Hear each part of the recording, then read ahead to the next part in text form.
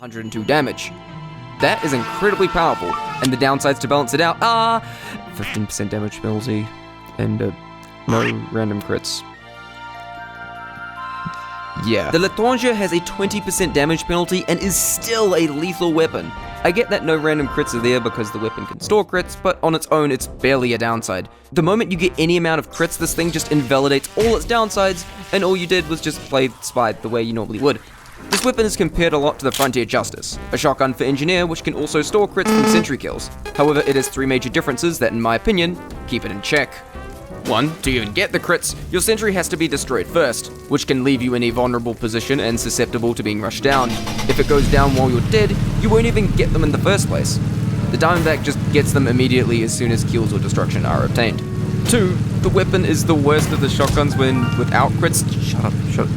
Except you don't count. It has the same no random crits downside, but it also has its clip size cut in half. This means more breaks to reload and lower amounts of burst damage. The Diamondback has a measly 15% damage penalty. 3. It still has downsides once it gets crits. The clip size still means that you have less shots before reloading, meaning you need to make those crit shots count, and again, you need to lose your sentry before getting them. This is probably also helped by the fact that NG has the same amount of health as a Spy, but without cloak, so just noping out isn't as easy. The fact that the Ambi got nerfed the way it did for allowing the Spy to cosplay as Sniper, but the Diamondback remained untouched, kind of baffles me. You just play Spy properly and get crits as you do just for doing so. Only brave statements on this channel. One thing that is kind of interesting to me about this though, is that despite actually being overpowered, everyone actually hates the Deadringer and Kunai more. Like, these two weapons aren't even overpowered. I don't even dislike the Kunai, my video on it was just why everyone else does. But I think it's more about how annoying they are to fight, especially in a pub setting, and especially when combined. I think it just goes to point out how balancing a game isn't just about making things objectively and equally viable, but also to consider the experience of using and fighting against those things. The whole point of balance is to keep it as fair and fun to all sides as possible. Like the point of a video game is to have fun, that's what games are made to be. The only reason you probably don't see the Diamondback more often is because of the Letonja. The utility of it is so powerful that many people just use it anyway, and the Spy already has insta-kills with the backstab. I mean, the hated Deadringer Kunai combo is often paired with it just because the whole point of that loadout is to get trick stabs. This causes them to often forget that Spy has a gun. So it's not like this is a super pressing issue, but still a baffling one nonetheless. How would I change it?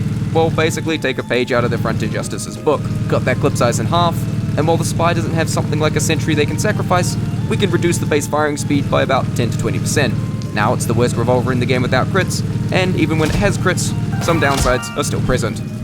That's pretty simply my take on it. Feel free to disagree, or not, because my word ain't gospel.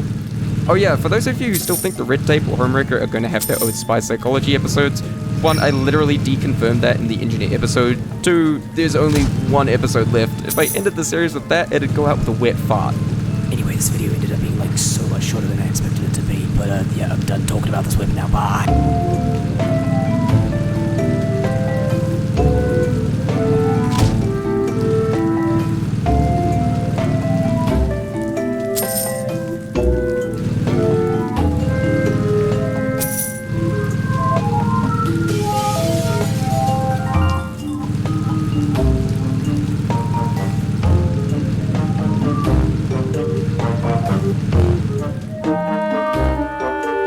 Oh my god, don't tell me the video's length is gonna be this stupid funny number. Shop Mathis Home during the Presidential Savings Event for big values on brand new arrivals. Brighten up your living room with this neutral sofa from Ashley.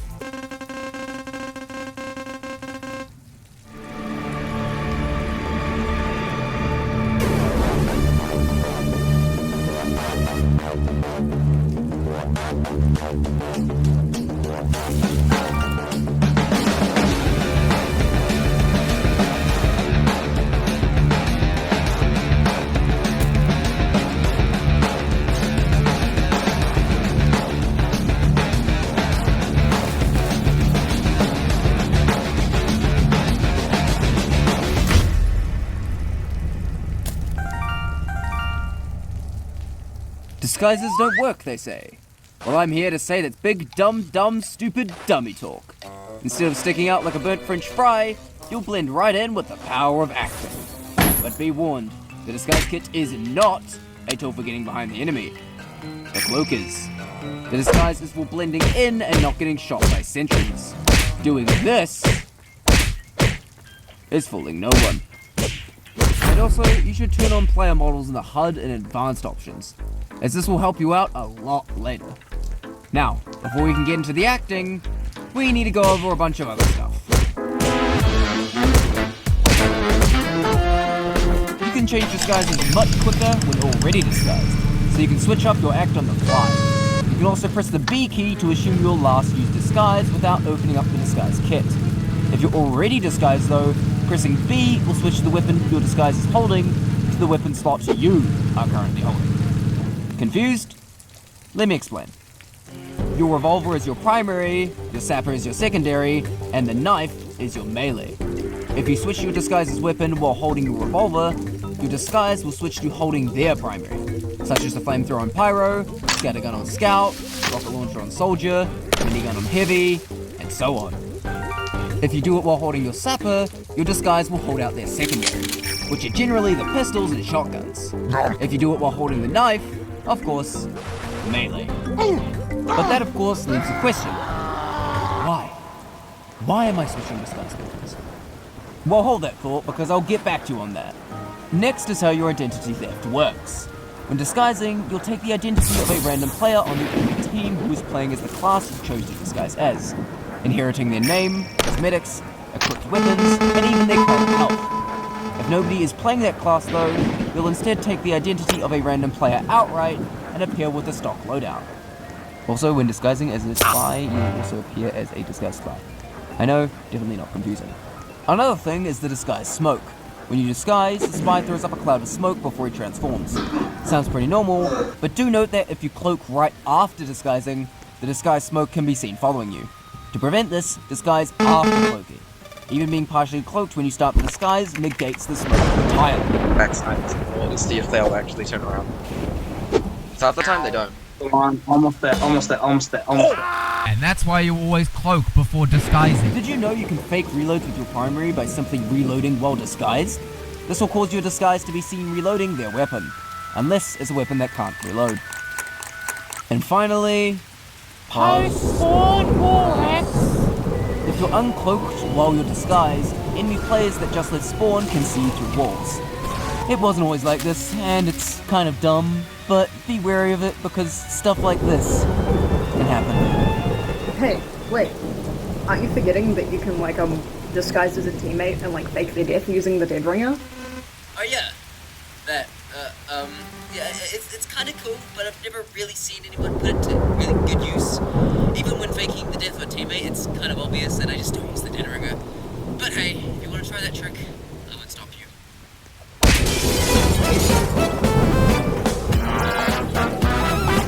There are many ways that a disguised spy can be detected beyond doubt. And as a spy, you should be wary of them. Players on the same team are able to just walk through each other, whereas they cannot with enemy players. The latter is the case with disguised spies. So if you bump into someone more disguised, it's best to assume they now know you're a spy. And only the engineer who built them can stand on friendly buildings, so don't stand on the dispenser. As mentioned before, when disguising, you take the identity of an enemy player, meaning if the player you disguised as sees a clone of themselves, they'll either have access to crisis, or they'll know you're a spy. Sometimes it can also help to disguise as the player you kill.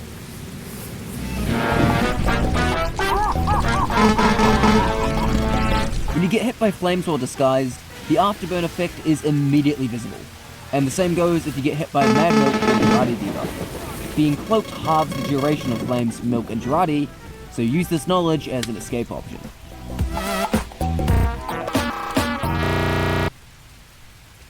So, sometimes the disguise mechanic isn't perfect.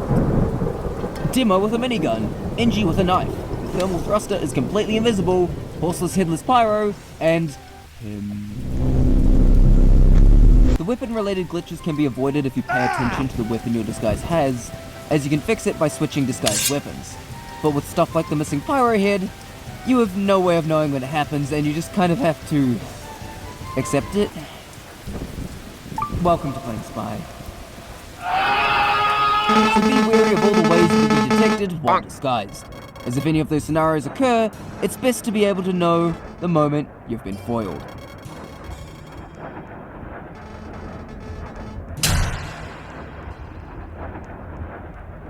This is the fun part. All the stuff I've told you up to this point, this is why it's important.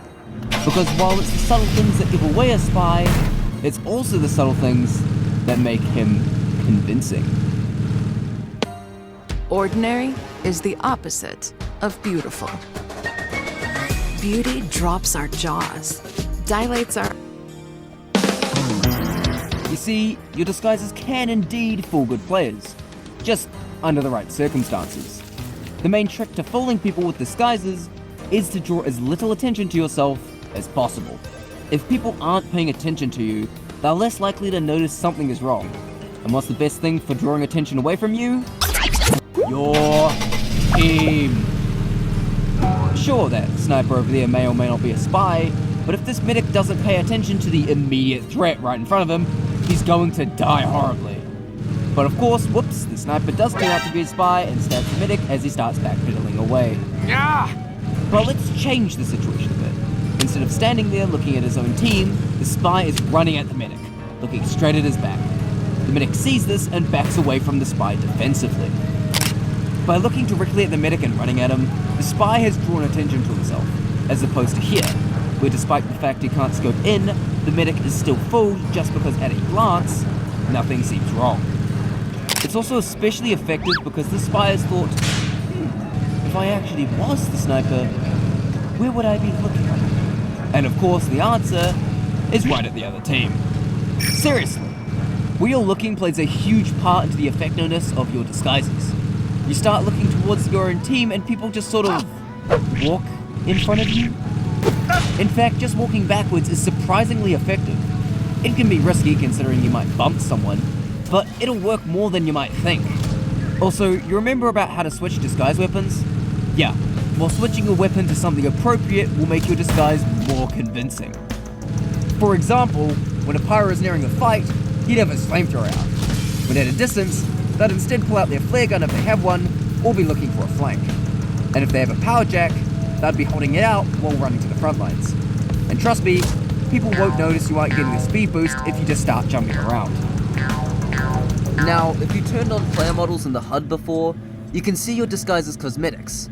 If their cosmetics give off a vibe that they're really experienced, act that way. Or if it looks like a new player, you should instead act like that.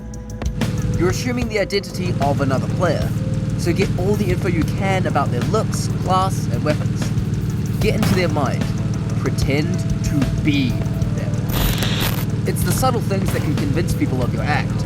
Just being seen switching weapons, faking a reload, using voice commands, or taking a teleporter so you have the glow can be enough to make people turn their backs.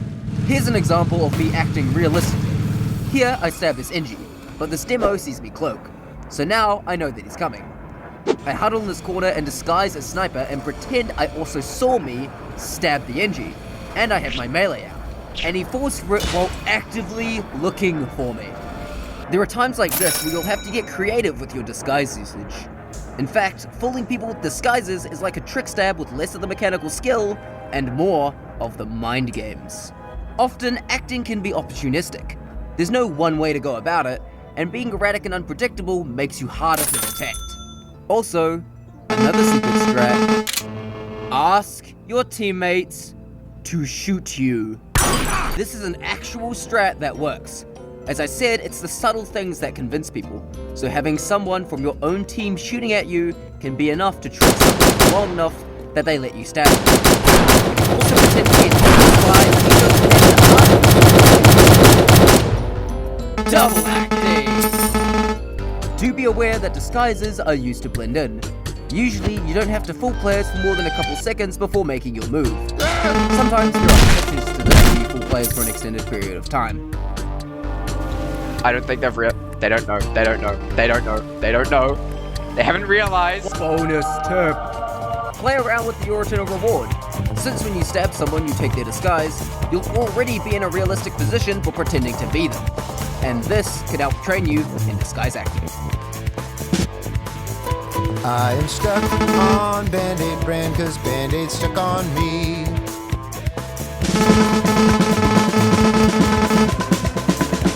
The spy has a speed of 107%, and when disguising, the spy will slow his running speed to match the speed of his disguise. But he cannot gain speed if his disguise is faster than him. There is, of course, only one class that is faster than the spy, and that is... Come on, tough guy! Scout is the only class that is faster than the spy, so the running speed will be wrong. However, moving erratically can hide this. So be aware that moving in a straight line as Scout can give you away.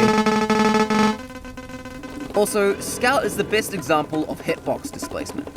When you disguise, your hitbox doesn't actually change, and this can be especially effective against some snipers, as the Scout's head is way below the spy's. Though an experienced sniper will know to shoot above the head. The displacement is different for different classes. Time to inform your next lieutenant! Soldier is the second slowest class in the game, especially since you don't have access to rocket jump. But even some experienced soldiers don't rocket jump constantly. But at times, you will have to drop disguise to catch up with the Pyro is typically in close range situations, and pulls out his secondary when further away from the enemy. Like I said before, Pyros that have the power jack equipped like to pull it out when they're not in combat, so you can mimic his behavior. Disguising as a Pyro can be really helpful for getting near enemy players, since they tend to stick with their team and it makes sense for him to not be firing when not in close range. Just be very wary of the enemy Pyro. Let that be a bloody lesson to you! Demo is slightly below average in speed, but a lot of things that apply to Soldier apply here. Typically, you can act like you're about to shoot at something with your stickies or grenade launcher. Also, pay attention to if they're playing Demonite instead and pull out the melee if so. You cannot hide, coward! Heavy is so slow that it's rare to see people disguise as them, and because that speed is such a hindrance, it's best used as a wild card. You aren't going to catch up with anyone, so you really need to rely on your acting skill so that people get close to you. But since the heavy disguise is a wild card, people are more likely to fall for it if it's used as such. Look at my tongue-tied, son. Engineers are often seen at their nest, so it's best to act like you're preparing to set one up, looking for a spot, or running away in distress, as otherwise it can look very strange to not have a nest. If your disguise has the gunslinger equipped, you can fake being a battle NG and run around more, mimicking the more active playstyle. The healing is not as rewarding as the hurting. Good medics almost always have the medibeam on someone, so make your move quick. Running at people with the medigun out can make them think you're about to heal them and turn their back. Medics tend to use their crossbow or syringe gun defensively while backing away from danger, and they tend to use their melee when running in for the kill. You know, the Ubersaw with its stupid crit rate. You best keep lying down. The sniper disguise has a very interesting use, as you can use it to stand back and wait patiently, as you can pretend to be looking for a target in the distance, but in reality, you're watching for a good moment to strike. Players very rarely notice that you're not scoped in, especially if you're standing still and crouched, so you can just sit in one place and fool players for an extended period of time. But you know the hitbox displacement? Well, the head hitbox is almost perfectly aligned on the sniper disguise, making it easy to headshot you. So if the sniper you're disguised as spots you, run away immediately. Spy, gentlemen.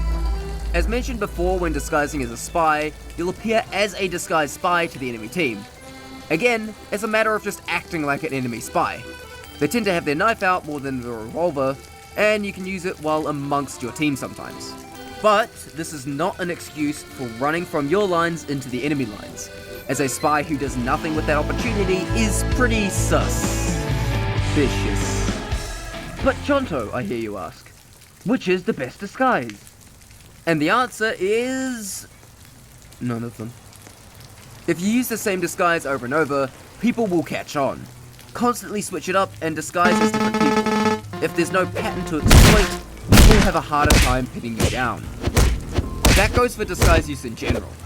Don't act like you, act like who you're disguised as. Learning how to fool people with your disguise is one of the most underrated parts of Spy, and it's a treasure trove of mind games when you get into it. It's the subtle things that give a spy away, but it's also the subtle things that fool people.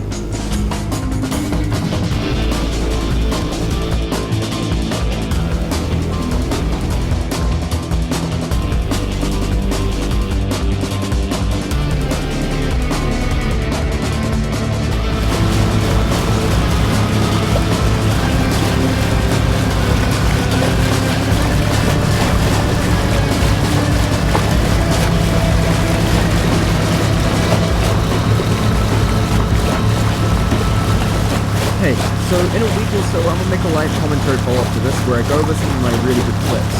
So leave questions for that in the comments and stay. After all your hard work, you can't let anything stand in your way. That's why you have Cox. Let's do it!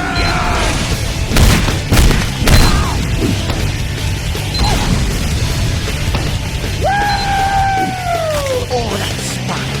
That's the way you do it! Move it, lads! Real nice effort, Chucklehead. I don't think I saw that one coming. Come on, man. Yo, heads up. I cannot see. Soldier, go! Damn it! Oh, what's up? I cannot move. My head. Attaboy! Come to daddy. Bang!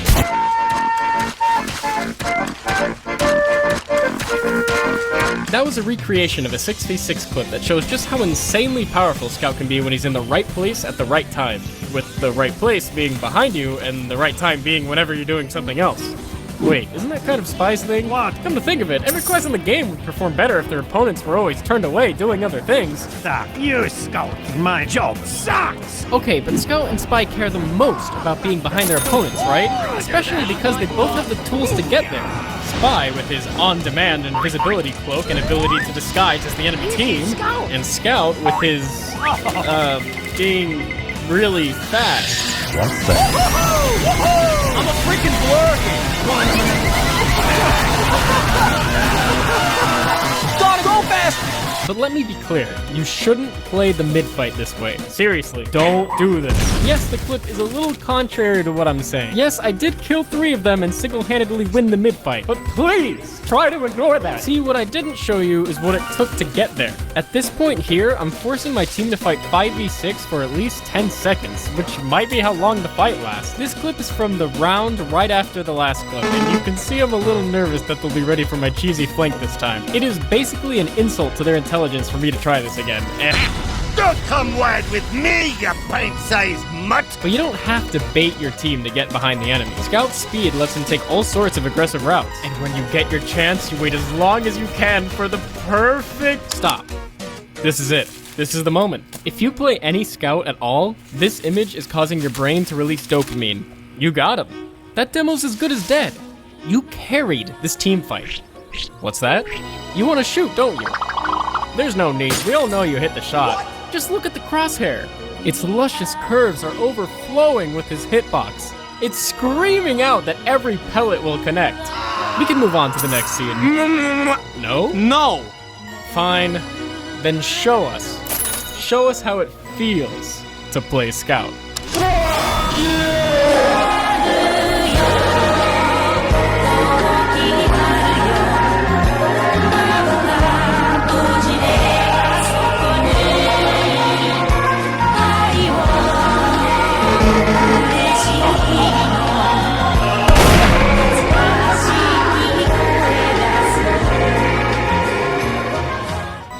Now return to your scheduled program.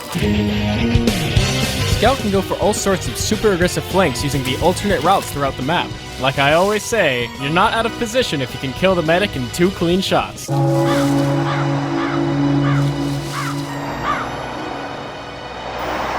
But really, there's nothing better than 2-shotting the enemy medic and announcing to your team, "Yes, I got their Mid down. But I'm supposed to say that. That's my line. I killed the medic. That was gonna be like my one social interaction for the day. I'm kind of painting the wrong picture here though. You don't need to be behind people to be effective as Scout. In fact, he is without a doubt one of the most powerful head-to-head combat classes in the game. In this clip, my team got pushed back to second, so I start capping middle to make space. This is the opposite of being sneaky. I am basically announcing, Attention blue team, I am on the middle point and prepared to engage in fisticuffs galore at your discretion. Ah, jeez. You would think that there's no way I get out of this one, but... Ah, you screwed up now! If you can't hit Scout, but he hits you, eventually, well, you look pretty dumb. And if Scout can kill you before he even touches the ground, well, those are tough beans. Looks like another close call for our hero with only... Oh, heck, another guy! How are you missing these shots? I only have 2 health! Oh my god, it's a home run, ladies and gentlemen! That's something that I love about being the ultimate life form. No matter how low my health is, I can still destroy my enemies. Farewell. I found you, Faker. Chaos control! Wow, he's fast. I'll show you my true power. No way! How pathetic. The difference between a soldier with 3 health and the ultimate life form with 3 health is enormous.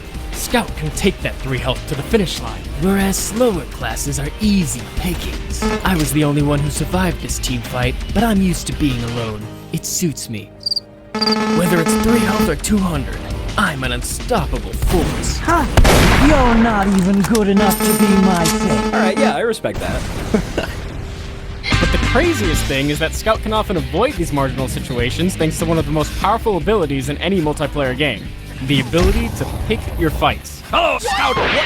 Come on, man! What did I say? It shouldn't come as a surprise that Scout's most powerful trait is his speed, but it is surprising just how many ways a 33% increase in speed changes the way Scout interacts with the game. What? Mama? What? Wasn't bored. Fast. I can run around and be like, whoa, nope, that's not a good situation, then wait a second and say, just kidding, this is a great situation. Of course, I'm a little out of position in the enemy spawn, so I'm gonna have to rely on my speed to get me out of here. Are you seeing this? One wrong move and I was toast. These were over here. They were going this way like, ow. And I was going this way. So we were crossing paths. So I would have died if I went straight. And I would have died if I went a little more to the left. And I would have died if I turned a little later. Point is, I survived. Then this guy's like, I found you. Okay, look, that joke's over. You're done here. But my thirst for blood has only begun. I'm back in there lickety-split, running circles around them. I'm practically unstoppable at this point. Take the bricks, pal. You're done. All right, look, no one's perfect. Another benefit of picking your fights is that you can completely ignore classes you can't deal with. Here, I'm trying to be sneaky, but get spotted by their sniper right away. I know I shouldn't do it. I know I've been called out. I know I'll get caught, but... I don't care what they throw at me, even if it's time to run. Nice hustle, tons of fun. Next time, need a salad. You bleeding idiot! Manage to dial me. Bad! Oh no!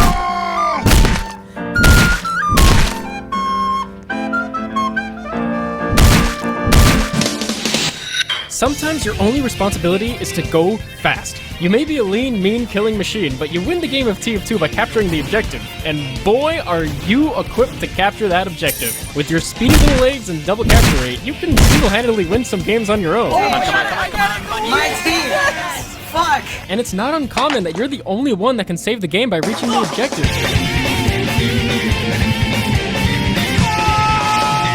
Keep it moving, guys! No, come on. 3, 2, 1. Oh my god. Barely made it. I will not tolerate a single comment saying that I was not the difference maker there. In fact, I'm so petty that I did the math, which you can see here. Hey, if you want, you can download the video and check it yourself. You won't, but you could. Let's get the show on the road. One more thing that your speed does for you is allow you to act as a punish class. Being a dangerous mobile threat gives you a large territory in which you can punish vulnerable classes that overextend, such as the medic or demo. Hey, you suck! What the hell did you just freaking say about me, you little bitch? All I have to know is raising me top flight class in the Navy SEALs, and I've been involved in numerous secret raids at Al-Qaeda, and have over 300 confirmed enemy kills. You're freaking dead, kiddo. It's very tempting to just rush in guns blazing whenever you see a lonely demo man, and it's usually a pretty easy kill. Unless they're a god holy Holy shit! Soldiers have a similar ability to cover a radius, but they have to fully commit with a rocket jump. While rocket jumping can be very flexible, sometimes it's just not. This point is mine. This medic is dead. Soldier. Damn it, Scout is a holy. And if you listen closely, the entire world is your territory. Medic 670. Medic 670. Medic 670. Should I take off here? I'll be around the corner. Benson goes here. Oh, hey. Yeah, gotcha. Incoming. My no gun can fire an inch burst. Yeah. I love this guy. He's taken me from my first ever 5-kill streak in a pub to trying my heart out in competitive leagues. Actually, Scout was the reason that I picked up TF2 in the first place. Something about running around with a shotgun and being a deadly annoyance seemed really novel at the time. Even though his gameplay can be boiled down to just running and shooting, it honestly feels like the skill cap with this guy never ends. Scout is just fast enough to be in control of how much damage he takes, and his shotgun-based gameplay constantly rewards pinpoint accuracy. I actually could not write a long enough conclusion to fill out the rest of this clip. It honestly, it just keeps going until I die. I was shaking off some rust in a 1v1 MGE server when who walks in but looking cute in my jammies. Long story short, this guy 20-0'd me. It was a nightmare, but you know what? He wasn't rude and he didn't leave in disgust. He politely stuck around and I improved by playing against him. Yeah, all right. Oh yeah! It was a great reminder of how high Scout's skill cap really is. So thanks, looking cute in my jammies. Thanks for showing me and everyone else how it feels to... Look, man, couldn't you have just let me win one? Whoa, wait. First of all, like and subscribe if you enjoyed, please and thank you. And boom, Patreon. If you didn't already know, Patreon is a way for you to support me every time I upload new content. I have to be totally honest with you guys. I need your support on Patreon to continue putting this much effort into...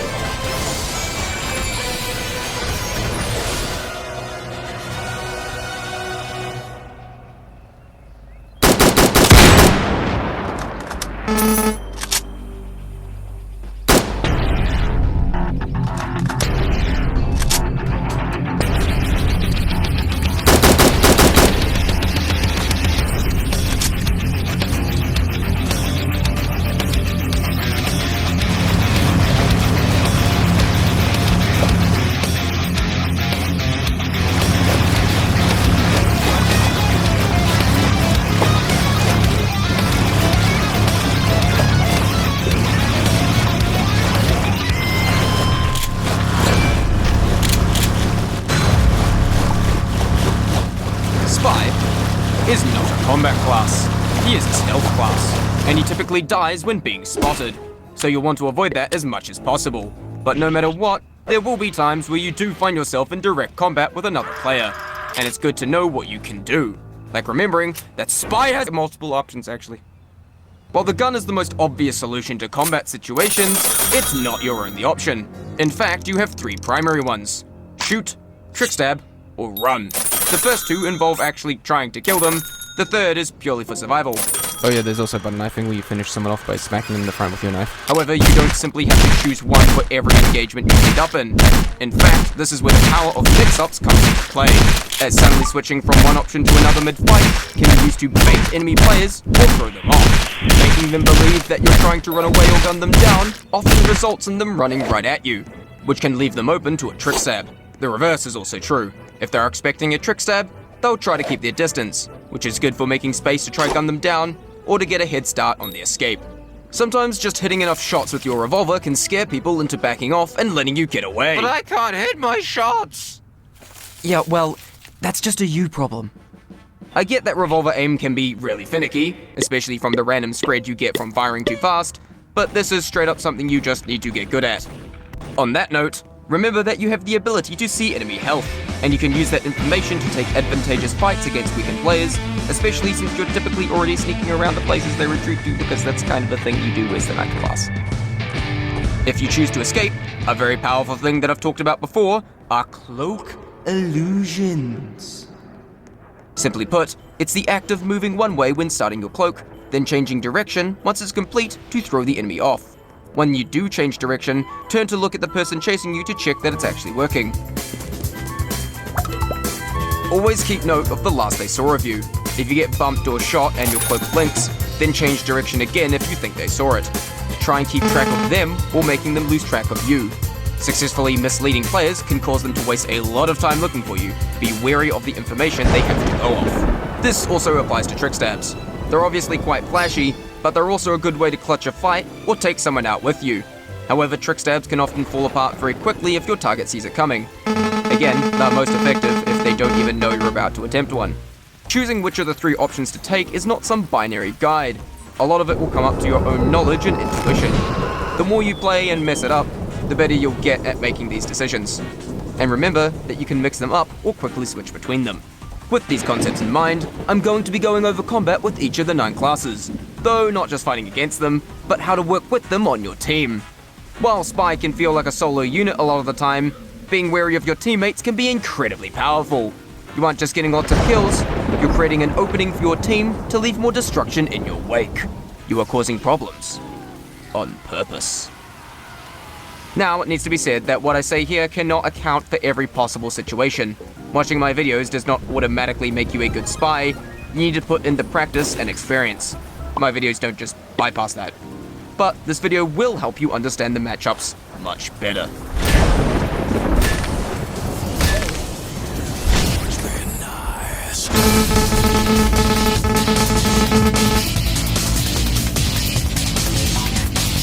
Scouts like to move a lot. Good scout players will use their high speed to make themselves hard to hit, often juking and changing direction constantly. However, this is offset by their low health, as they can go down relatively fast if you actually do hit them. The best place to fight a scout is in a smaller room, as it heavily restricts their range of movement, making it much easier to hit them as they have less options since they can't just no-clip. These little wolves. He's in the goddamn wall! Like the scout, you should also try to move erratically to make him miss his shots. You may not be as fast, but that means smaller spaces aren't as restrictive on your movement.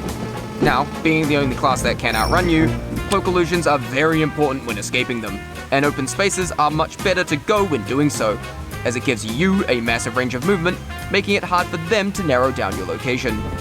It's also worth noting that, like with Afterburn and other debuffs, being cloaked halves the duration of their Mad Milk, allowing you to get rid of it and lose them.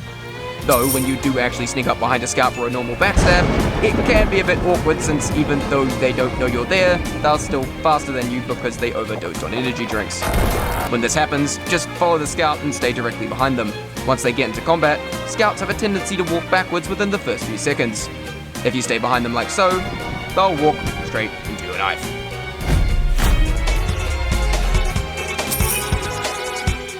You and the scout are both flankers. You get behind the enemy lines to cause problems from unexpected angles. When it comes to any friendly flanker you see in the enemy lines, the best thing you can do is stay out of each other's way. Both of you rely on catching the enemy by surprise, so don't stick together too much as one of you may risk blowing the cover of the other. Whoever gets spotted first draws all the attention to themselves. However, this draws the attention away from whoever didn't get spotted. This is what's known as tunnel vision, a term used when people get so focused on a specific target that they become unaware of other things around them. This is something that you can abuse. Did the scout just run in and is causing havoc? Well, everyone has tunnel vision on him now, you can go and backstab them. The reverse is also true. You stab someone and everyone is looking at you, draw their attention away from the flanker so he can cause even more problems. Get good at identifying who the tunnel vision is focused on, not just with a scout, but with anyone sneaking around the back lines. Come to Mathis Home today and save big during our presidential savings event with markdowns in every department. Anyone sneaking around the back lines.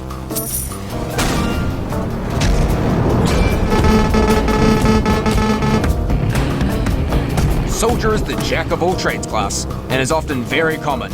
With their rocket launcher, they often have the advantage of splash damage. Yes, we'll get to you later. This allows them to pre-fire corners and deal damage to targets they can't even see. Unlike Scout, wide open areas are actually much better for finding them than enclosed ones, as it allows you to much more easily avoid splash damage. You can limit their options further by staying away from the walls, or even taking the high ground! This can force them to hit you with a direct, or try to rocket jump up to bomb you from above. They're most susceptible to trick stabs while rocket jumping, as they can't make massive sudden adjustments to their movement while airborne. especially when trying to market garden you. Though be wary of the direct hit. It has very little splash damage, but the rocket itself is much faster, and if it actually hits you directly, it can kill you in one hit.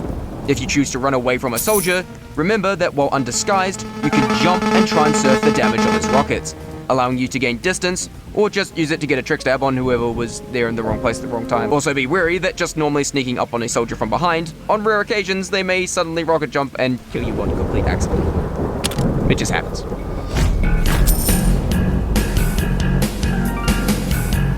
Soldiers make up the main grunt of the team, so simply watch where they are and take advantage of the attention they may draw to themselves. They lack a hard counter, so the best thing you can do is enhance their strengths. Soldiers are known for being good against sentries due to their splash, so helping out a soldier by sapping a sentry can be a really effective combo to start a push.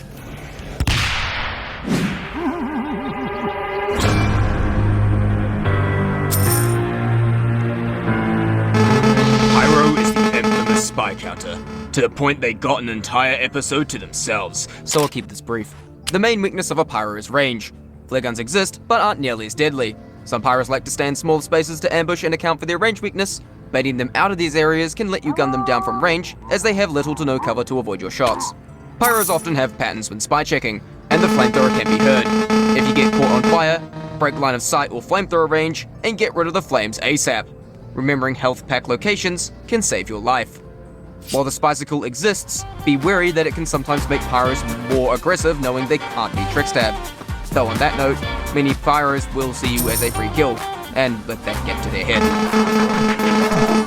They'll start running right at you, which can often leave them very susceptible to trick stabs, though they can air blast if they see it coming. I go into much more detail in the Dealing with Pyros episode, and to clarify, I didn't bring up all of Pyro's unlocks in that video because I felt they weren't important enough to the matchup. Pyros have very good crowd control and are great at causing chaos around them. Running right at your friendly pyro is a great way to escape danger, as they can act as a sudden roadblock. Pyros are known to struggle when pushing into sentry nests, even when Ubered. But this is mainly due to the knockback, so sapping a sentry can also be a great way to give your pyro an opening to take full advantage of their crowd control.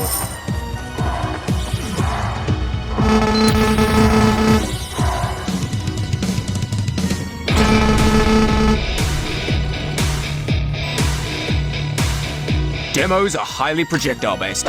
When fighting them, just gun them down while dodging their pipes and staying away from stickies. Demos don't like to shoot you with pipes when you're too close to them, as to avoid self-inflicted explosion damage. Damn, he blew up. With sticky bombs, imagine a sphere around it that roughly gauges its range. When fighting the demo, you want to stay out of it. If you're cloaked and see sticky bombs in your path, get past them as soon as possible and cross your fingers that the demo doesn't happen to detonate when you do. It's also worth noting that you can destroy sticky bombs with your revolver, though you should only do this to disarm a trap, and stay away from them while doing so. Similar to a soldier, they make up the main grunt of the team, so there's not really much else to fighting them.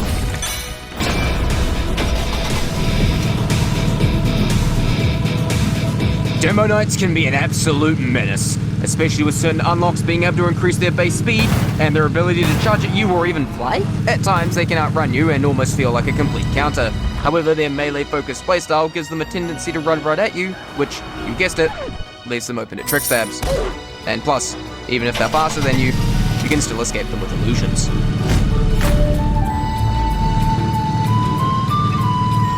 Friendly demos to you are quite similar to soldiers. There's not much else to say here, as both are known for being really good at destroying nests, so assisting them in that process helps the same.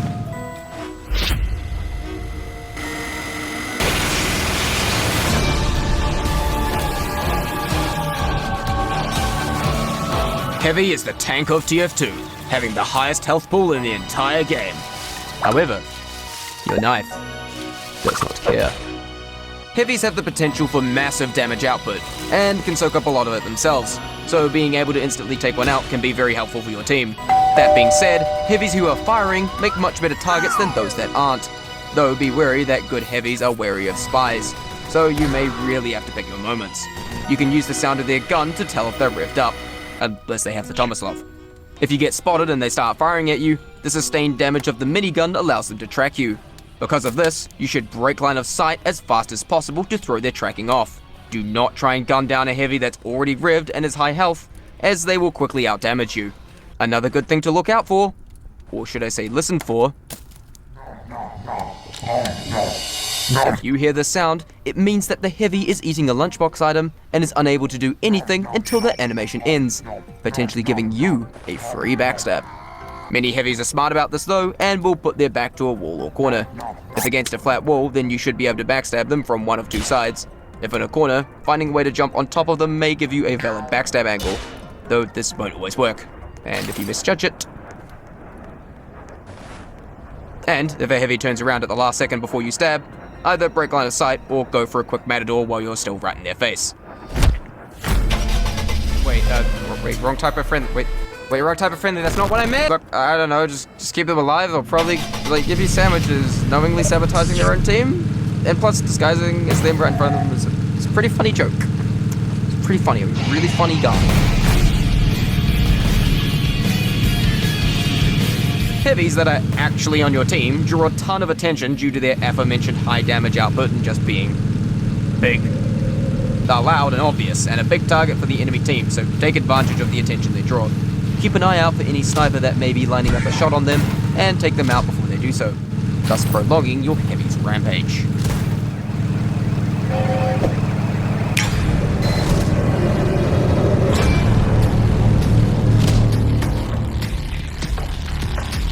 The engineer matchup was literally the previous episode, so I'm just going to recap some stuff from that video. Taking out nests often requires good strategic plays and quick thinking.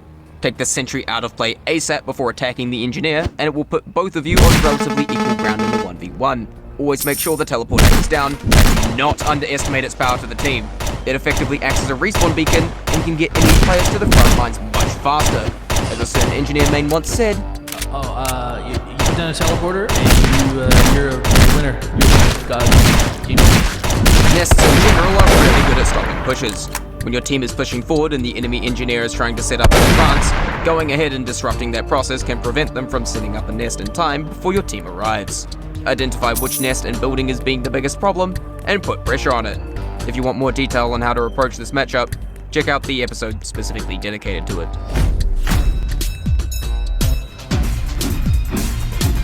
Engineer nests make for a powerful backline. Be wary of the location of friendly sentries, as they can be great fallback options. Try keep an eye out for enemy players preparing to attack or take out the nest, and stop them in their tracks, as that keeps the supportive hold of the nest alive. When taking teleporters, it can be a good habit to cloak as you do, just in case you end up closer to the action than you'd expect. A dispenser is usually nearby, and restoring cloak from it doesn't eat up the dispenser's ammo pool. And plus, you can even crouch inside of it for dispenser armor.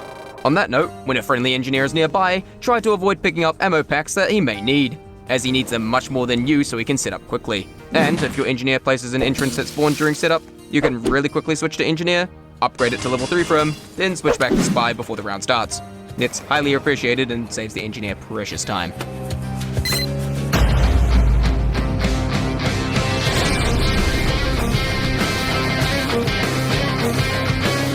Medics are an incredibly important member of their team. Their healing keeps their team alive for a lot longer and undoes damage that your team deals. The stock Uber charge grants complete damage immunity for 8 seconds, making it arguably the most powerful move in the entire game. Medics build their Uber over time while alive, taking roughly 40 to 60 seconds. This is under the assumption they're actually healing people, which they should be. Successfully managing to pop one allows them to push into the enemy and deal a massive amount of damage. That being said, getting a backstab on a medic can do an immense amount of damage to the progress of the enemy team. Not only have they temporarily lost their healer, but you've also erased any Uber charge they may have had. Even if they didn't have much, time is still wasted as they wait to respawn and start building again. Sometimes you may fail to get a backstab on a medic, but the next best thing you can do is to make them panic pop, which is when they use an Uber to keep themselves alive. While this isn't as good as dropping an Uber, you have effectively made them waste it. Medics play a constant balancing act of staying close enough to the action to effectively heal, but not getting too close to the danger, so they tend to stay right behind the front line. Though be aware they can turn around while healing, and they may use this to check their back for potential French men. Good disguise acting can trick them into healing and running right up to you. You can use this to double back and stab them while getting healed. Ultimate betrayal. In rare cases, if you're doing a really good job, they may even Uber charge you. If this happens, just try to play it off for at least a few seconds and try to drag them into danger once it wears off. ultimate, trail. Look, just be aware that hitting a disguised spy with the crossbow still gives the enemy hit sound, so that can potentially give you away if hit by one. And also be aware of the Uber sword crits. Medics also have a tendency to get real tunnel visioned right before they pop an Uber, giving you a potentially golden opportunity to drop the Uber right at the last second to cause maximum emotional damage. If the Uber does get popped before you can drop it, just stick behind them and play it out with your disguise. Wait until you can see the Uber about to wear off, and stab the medic or their patient the moment it does. Their spy awareness is typically extremely low during an Uber. On that note, if you beef a stab on a medic, sometimes you can run past and stab whoever he was healing instead.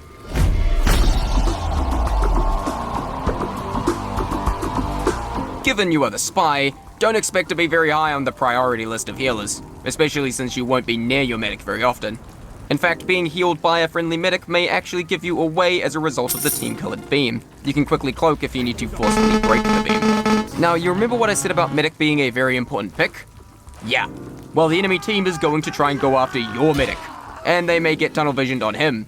And you probably get what this means by now. Also, when behind enemy lines and low on health, most medics use the crossbow. If you can get the attention of your medic in the distance, they can actually heal you with a crossbow shot, and this won't give you away. But remember, the medic's life is more important than your own, so do what you can to keep him alive.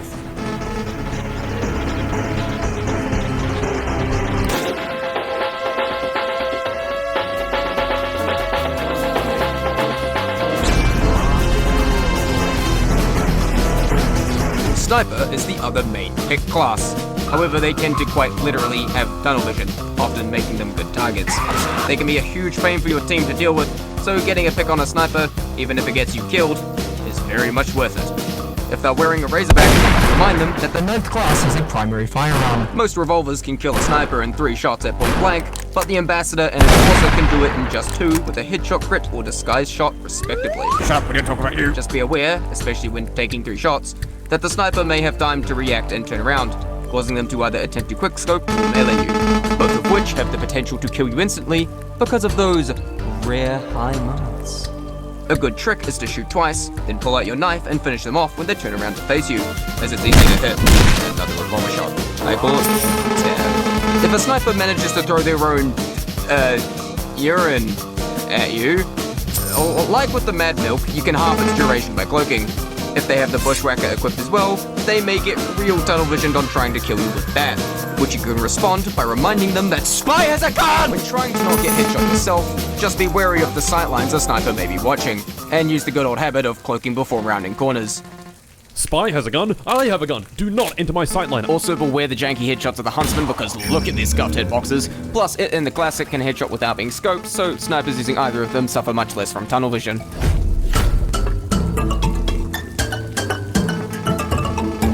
Considering that both you and your sniper will sit at complete opposite ends of the map, there's very little interaction between you two. The best thing you can do is take out any enemy sniper that's aiming at them, just to keep them alive.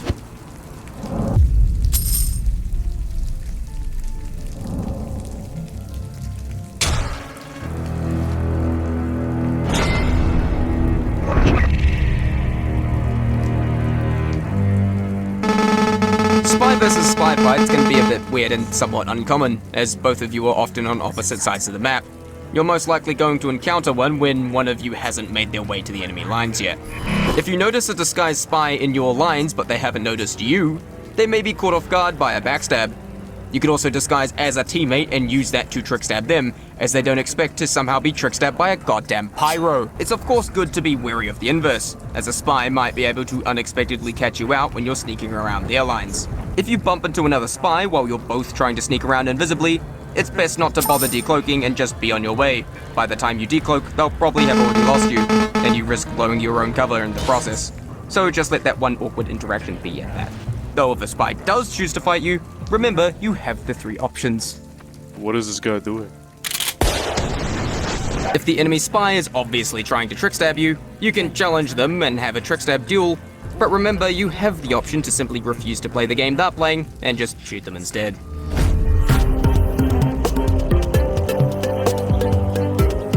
Never have any more than 2 spies. Similar to Scout, if you have another spy on your team, be wary of them. You will likely run into each other as you try to sneak into the back line, which is fine, but remember not to attack from the exact same spot at the exact same time. 2 spies can play around each other to great effect. But like I said before, never stack any more than 2 spies. I explained in more detail why you shouldn't do this in this video, but the gist of it is, if you already have at least 2 spies, just play something else. Because you definitely know how to play other classes than spy, right? Dude, I made the same joke over a year ago. How have you not learned? Spy is a stealth class. You die when caught out, and even if that's how it goes a lot of the time, there's still ways to fight back if you know your matchups. You cannot always win fights, instead avoid them when you can, but know your options if you find yourself in one. Even if you expect to die in the process, don't go down without a fight.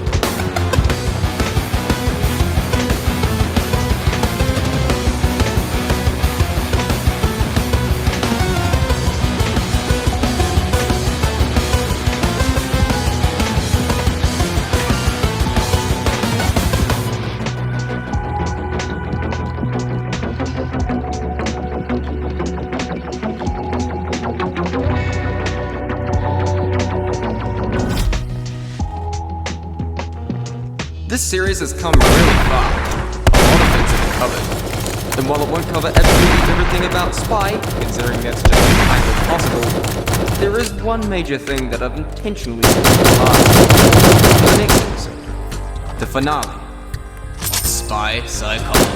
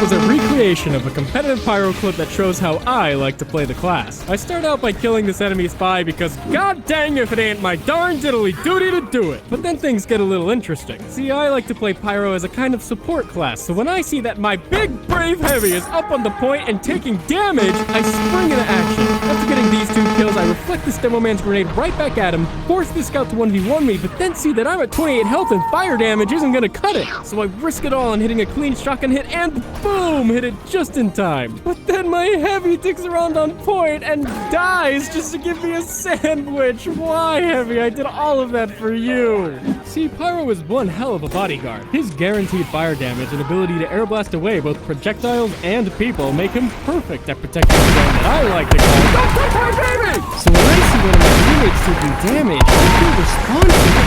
It's almost like some kind of maternal instinct takes over. Part 1 of how it feels to play Pyro. Protecting your teammate. Or, in other words... Don't worry, baby! Mama's coming! I'm here now, sweetie. Mama won't let them hurt you. You get away from my son! No! Shoo! Get out of here! That's right, sweetheart. You just enjoy your sandwich, okay? Oh my goodness! Stop shooting my child! And don't you dare point those rockets at him! Oh my taken back. Yes, okay, look, sometimes I feel like I'm playing mama to a bunch of babies, but I don't say that to be mean. I say it because a piece of my soul dies when Daniel 2015-933 walks right into a bunch of stickies that I failed to air blast away. Don't fret, boyo. No, I couldn't save the boy! Each one of my teammates' lives are precious, and I will protect them. Don't worry, medic, you are safe with me. Sweet jumping Jehoshaphat, you've doomed both of us! Oh, it's too close. Man, be more careful next time! Oh, I can't stay mad at you. Medics do so much to keep your team alive. It's only right that you return the favor. Although I have to admit, my good intentions are somewhat corruptible. You're doing great, Pyro. Keep on using that air blast to save your medic. By protecting him, you're making sure that the rest of your team gets healed. There is no cause more righteous than yours. Hey, thanks, you're right. If you burn your enemies to ashes, they can't even think about hurting your medic. Golly gee, I never thought of it that way. I'll be right back. No, you dumb shit, come back here!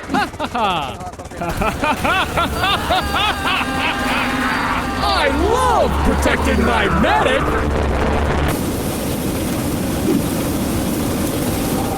Pyro, got some fuck!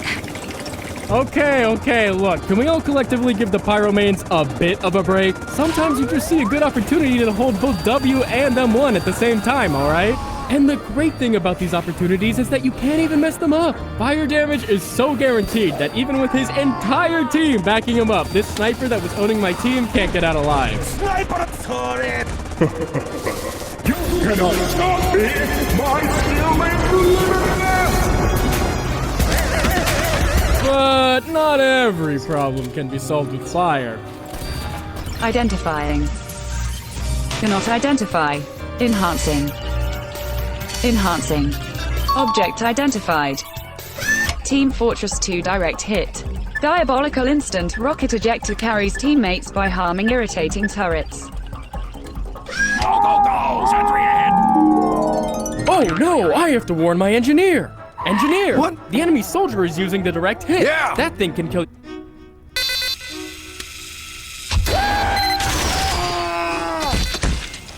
I'm moving this. You think you're better than me.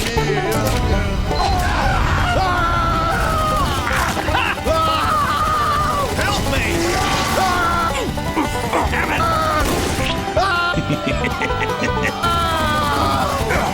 Too much! I am the spy.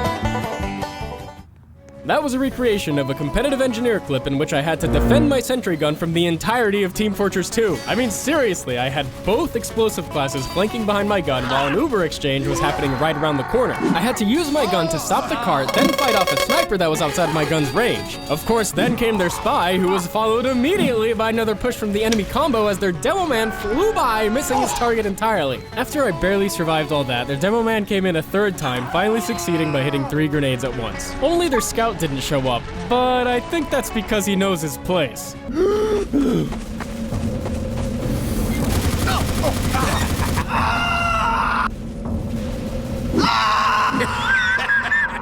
look at my tongue-tied, son. Screw you! I am gonna go play Minecraft!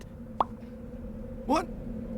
It's true, a sentry gun can be a very, very scary thing, especially if the engineer gets a little bit creative with its placement. In this clip, I do a debatably unnecessary sentry jump in order to put my gun in a cheeky spot. After terrorizing the enemy team for a while, I get some unwanted visitors, starting with this pyro that thought that I wouldn't notice him if he crouched the whole time. Then comes this demo man, and this scout, and this medic, and I think, okay, well, it seems like everybody knows where my gun is. They probably think that this room is a safe zone where they can prepare an assault. But what if it wasn't? Not even 10 seconds after I move the sentry, 2 people waltz right in and get punished. Now that feels great. See, I don't feel too much when some thoughtless pyro just walks by my obvious sentry spot and dies. Although, that is pretty funny. No, I love it when my sentry gun is some crazy X factor as I place it right in front of the enemy point and have to defend it from everything as a spy saps it and it barely makes it with 8 health. And I keep it up for an entire minute as my team trickles in and slowly caps the point and I'm at 17 health. But then we finally capture the point and you know, I don't really feel like my team knows how much I just did. We did it, come on! All in a day's work. We make a good team. Those moments where you're barely able to defend your gun give such a rush. But what do you do when your gun goes down? Do you calmly and rationally rebuild your gun? Or swing your wrench like a goddamn madman because they killed your baby? I am too emotional to play this class. As soon as my gun goes down, I just press W. I don't care if it's my fault. I don't care if I shouldn't have built my gun there. As soon as it's destroyed, I have to avenge my baby. Oh, that there is just a sad display, boy. As an engineer, it's really important that you keep your cool, especially when playing on defense. See, in this clip, the enemy team has just captured the second point. I know that if I can just stay calm and perform optimally, I can get a good sentry base going in the back line before any of they're in our spawn. How? Yeah, actually. That's dead. How is that possible? Oh, I don't know. How about you? Tell me! Okay, we still have time. If I can just keep it together and build on last, my life is meaningless! I have never in my life had to ask myself so often, what the hell is my team doing? In this clip, we've been defending the last point for almost 5 minutes. But maybe I should say, I've been defending this point for 5 minutes as my sniper willingly walks off the high ground. Yeah, that seems about right. And he leaves me alone. Not soon after, a single heavy starts sniping my sentry gun from afar. With no help, I have to wrangle my gun, which gets me backstabbed, and where is my team?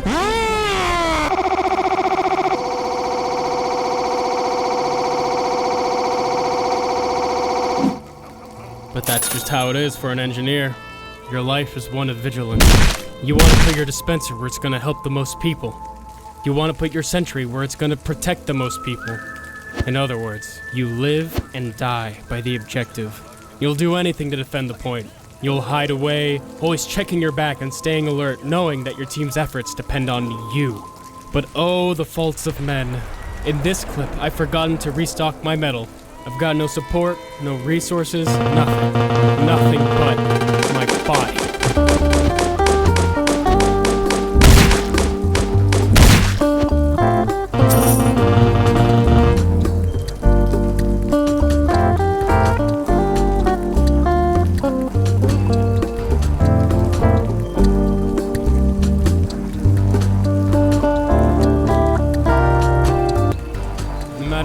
Times your buildings go down, you'll build and build and build again.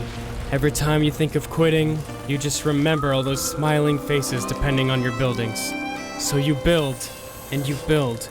Your buildings are destroyed, but that's all right. Your team's still trying so hard. Just a bit more metal and you'll... Need a dispenser here. Well, I give up. Time to play Battle Engineer! The Gunslinger is one of those items that completely changes the way you play. By allowing you to build a highly replaceable mini-sentry, it allows you to focus on upgrading and saving your more supportive buildings. It lets you build a sentry base anywhere. Like this scout's corpse. Come on, keep it moving. His flesh will serve as the soil to my blooming sentry gun. Are you freaking kidding me? And since you can plop the mini-sentry down anywhere, you can use it in conjunction with the Wrangler to become a hilariously horrifying sniper. Like, what can they do about this? This heavy is trying so hard to shoot me down, but it doesn't do anything. I can just keep doing this forever. That's right, run! Oh, shit. I'll tell you, it was just like any other Tuesday when that scout rolled into town, shot me in the back. And now, things have never been the same. And of course, if you want to, the mini-sentry also lets you play as an aggressive battle engineer. Teleporter. Dispenser. Metal. Let's do this Texas style. The mini-sentry liberates you to go forth and shoot those bad guys. And you might be surprised how much a little man with a shotgun can do. Sniper down. Pyro down. Demo down! I'm an engineer! Look, engineer may not be built for combat, but a gun is a gun. You would not believe how many times someone assumed I was as defenseless as a medic. Oh no, here comes Boy Wonder for his free kill. Overall, you suck. Oh God, what just happened? I have a shotgun! Speaking of shotguns, the engineer has some pretty cool ones. This one here is called the Frontier Justice, and it encourages you to get a little bit crazy with your sentry guns by giving you guaranteed critical hits based on your sentry gun's kills. In this clip, I barely managed to kill the soldier, and then I killed 4 people? How it feels to play engineer. Well, you take what you can get. Now I'm fully loaded up on crits, and it's hard to explain, but something about the anticipation of using these well-deserved critical hits is just so bang! Bam! Bang! It feels great. But where the Frontier Justice rewards you for creativity and timing, the Widowmaker rewards you for lobotomizing yourself and just shooting bad guys, since it effectively reloads every time you hit a shot.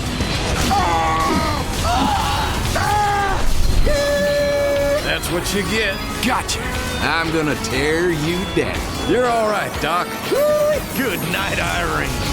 Y'all gotta start praying, cause I'm a god. You done incurred my wrath, son. Oh, damn it.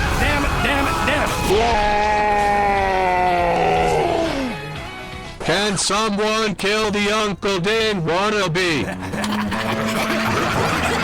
As much as I love managing my buildings and supporting my team, this is my element. Being behind the enemy lines and shooting people to my heart's content. I'll be honest here, Engineer was my least played class before making this video, and I've always disliked building characters. But after watching all of Uncle Dane's tutorials and being as creative as possible in-game, I had way more fun than I ever thought I would. Basically, if I can enjoy Engineer, anyone can enjoy Engineer, and it's another testament to how special TF2 really is. Lazy, what kind of defense is this? I am the defense!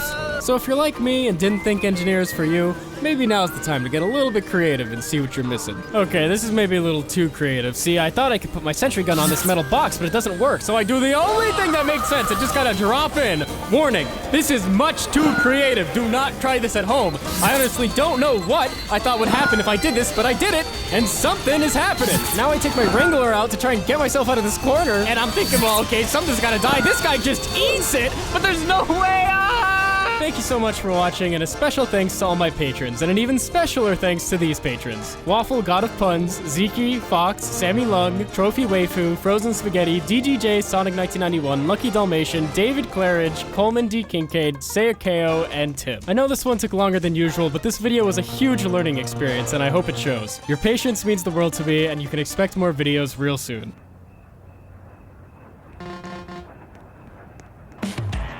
Don't let deer collisions ruin your day, costing you time and money. X-Guard's Generation 3 grill guards are incredibly strong. Made in America with high tensile steel, they come verified with CMS and are easy to lift. So hit the open road with the best front-end protection on the market and never yield to downtime.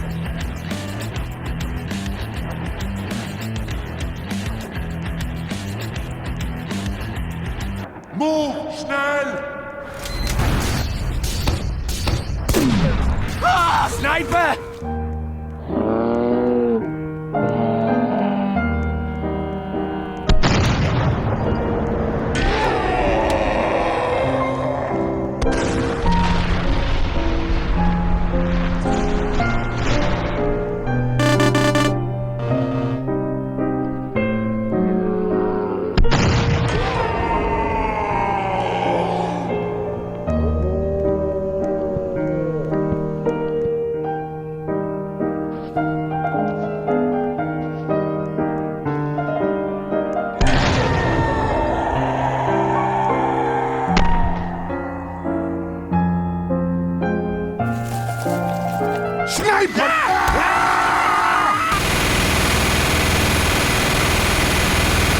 that was a recreation of a competitive sniper clip that perfectly summarizes how I feel when I play this class. I get a nice reaction headshot on this medic, look for my next target, and admittedly kind of just steal this engineered kill. After that, I quick scope the scout before he even realizes where he is, and we all know what happens next. If I had to summarize Sniper in one sentence, it would probably be, I am so good at this game. And now I'm dead. Sometimes it feels like people will do anything to get to you. And sometimes, what is that noise? Team, look, man, we can work something out. It doesn't have to be this way. You know if you do this, we're both gonna die. Oh, crap, I'm dead. It's all right. I've respawned. I'm safe now. Oh, God, please, come on. I beg you. Why is this happening to me? No more, please. He died again. But there's a reason everyone's out to get you. Unless they care to gamble their heads, the enemy team has to respect your entire sight line. Move, snap. No. Yeah. Forward. Uh-oh. Heavy. I mean, if no one comes to stop you, you're free to have your perfect sniper game, devoid of backstabs and flanking scouts. These easy games are rare, but they're so nice. This is what you're hoping for when you pick sniper, just being able to click on heads in peace. To illustrate how fun and relaxing that kind of game can be, the clip coming up after this has been unedited. It's just me doing really well on Frontier. So do me a favor. Grab a snack or some coffee and just enjoy this clip with me. Wait, what? What's happening? No, go back! I don't... Wait, I think the video is editing itself! No! Stop it! I can't control it! Please! Please!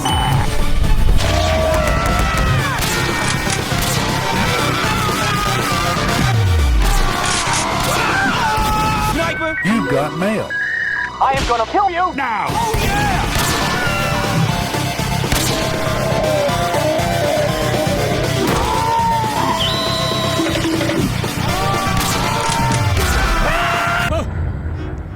We lost that game. I don't know how. Playing sniper is emotional. When you pick sniper, you're basically announcing, I believe in myself, and your teammates are like, and the enemy team doesn't believe in you. This medic is insulting me. He's saying, you can't hit this shot. And to that I say, how dare you? I can't hit this shot. This arrow doesn't hurt half as much as you've hurt my feelings. I'll show you. Damn you! You too, Spy? I can't believe you guys think so little of me. Look, if the enemy medic isn't cowering in a corner, fearing for his life whenever you're alive, he is disrespecting you. How dare that medic show his face? I could have killed him! I could have killed you! Yeah! I could have killed you. Oh, I see what it is. My team is down 4 players. The card is near the end, and the enemy medic is fully charged. I guess they're feeling pretty confident, but they weren't counting on the thing. I slept 9 hours last night. Boom! Drop their medic. Boom! Delete their demo man, and boom! Goodbye, heavy. When you're in the zone, nothing can stop you. Especially when you got an engineer backing you up. Oh, you've got to be kidding. If I had to summarize Sniper in one sentence, wow, I'm so good at this game, and now I'm dead. But what about the times when you're not even good? Wow, I'm dead! So far, I've only shown you clips where I was doing really well, but there was a time when I couldn't hit a shot to save my life. In this clip, I wasn't taking care of myself physically or mentally, and it almost looks like I'm trying to miss every single shot. This kept happening, and I was devastated. You shoot like a girl! It turns out that my muscle memory was a total mess, especially when trying to shoot medics. Although, can I just say that with this particular medic, his choice of headwear isn't exactly making my life easier? Back in the day, things were simple. Just click on the head above the shoulders. Now, there's more hat than actual head. I can't just shoot above the shoulders because now I have to figure out would you stop that? Jeez. Anyway, I see this medic, flick to his head, panic, randomly shake my mouse, and then I shoot. I get a second chance here though, and I I shot the cliff! I blame you for this! Now die! But this was the clip that truly brought me to my knees. No! I really thought I hit this shot, but oh no! I scoped weapon right on his head, flick to the wall behind him, shoot, and then return my crosshair to his head. This is it. I'm washed up. My life is over. I suck. Or maybe I just have some bad habits, and I can break them. But how? I've got to change the way I think about sniping. Instead of worrying so much about how I'm gonna get my crosshair to their head, I'm just gonna keep still and wait for their head to come to my crosshair. This way, I won't miss shots like this by aiming when I don't need to, and it'll force me to relax. I don't expect to get many kills this way, but oh my god, I just killed their medic. That was probably just lucky. Oh my god, I did it again! Does this actually work? Unbelievable! This actually works! I feel like I'm a new person. Forcing myself to slow down has practically doubled my accuracy. Only 2 weeks prior, I was in a constant panic. I'd see my target, identify the path their head is traveling on, and then practically guess! You can't even see the frame where I cross his head! It's uncivilized, man! My new method is calculated, and it's so much better in close quarters.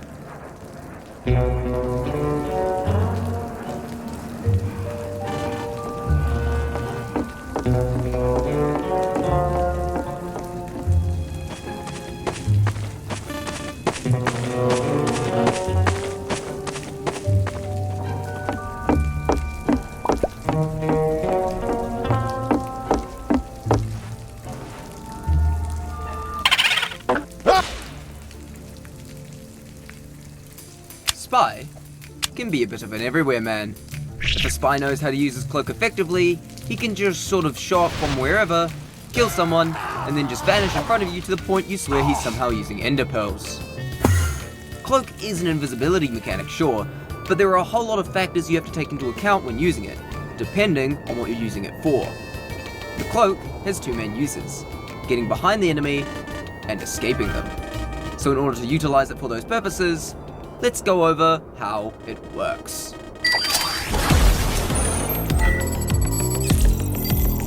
Now, you have three options for the cloak, but let's just ignore these two and stick with stock, since it's the base stats.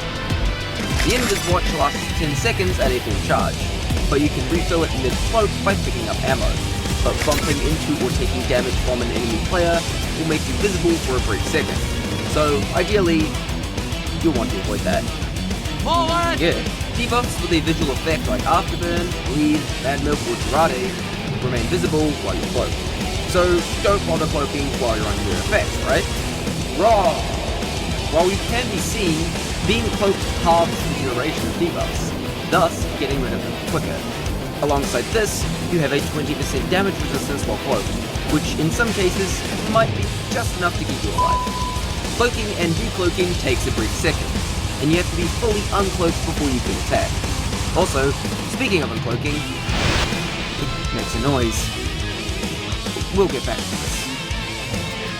Though while cloaked, the spy will not say any voice lines automatically, like reacting to the cart stopping or taking damage. However, voice commands retain their full functionality, allowing you to send the local intel engine into a psychiatric ward.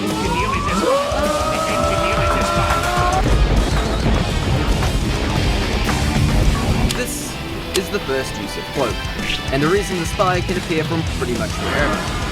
The first thing you should do is avoid letting your enemy even know you're coming. Figure out where the main fights are happening, and start cloaking right before rounding the corner to where it is, so that nobody even sees your cloak. Typically, you want to take corners wide to avoid bumping into players that might be passing through, which is easy to do in open areas.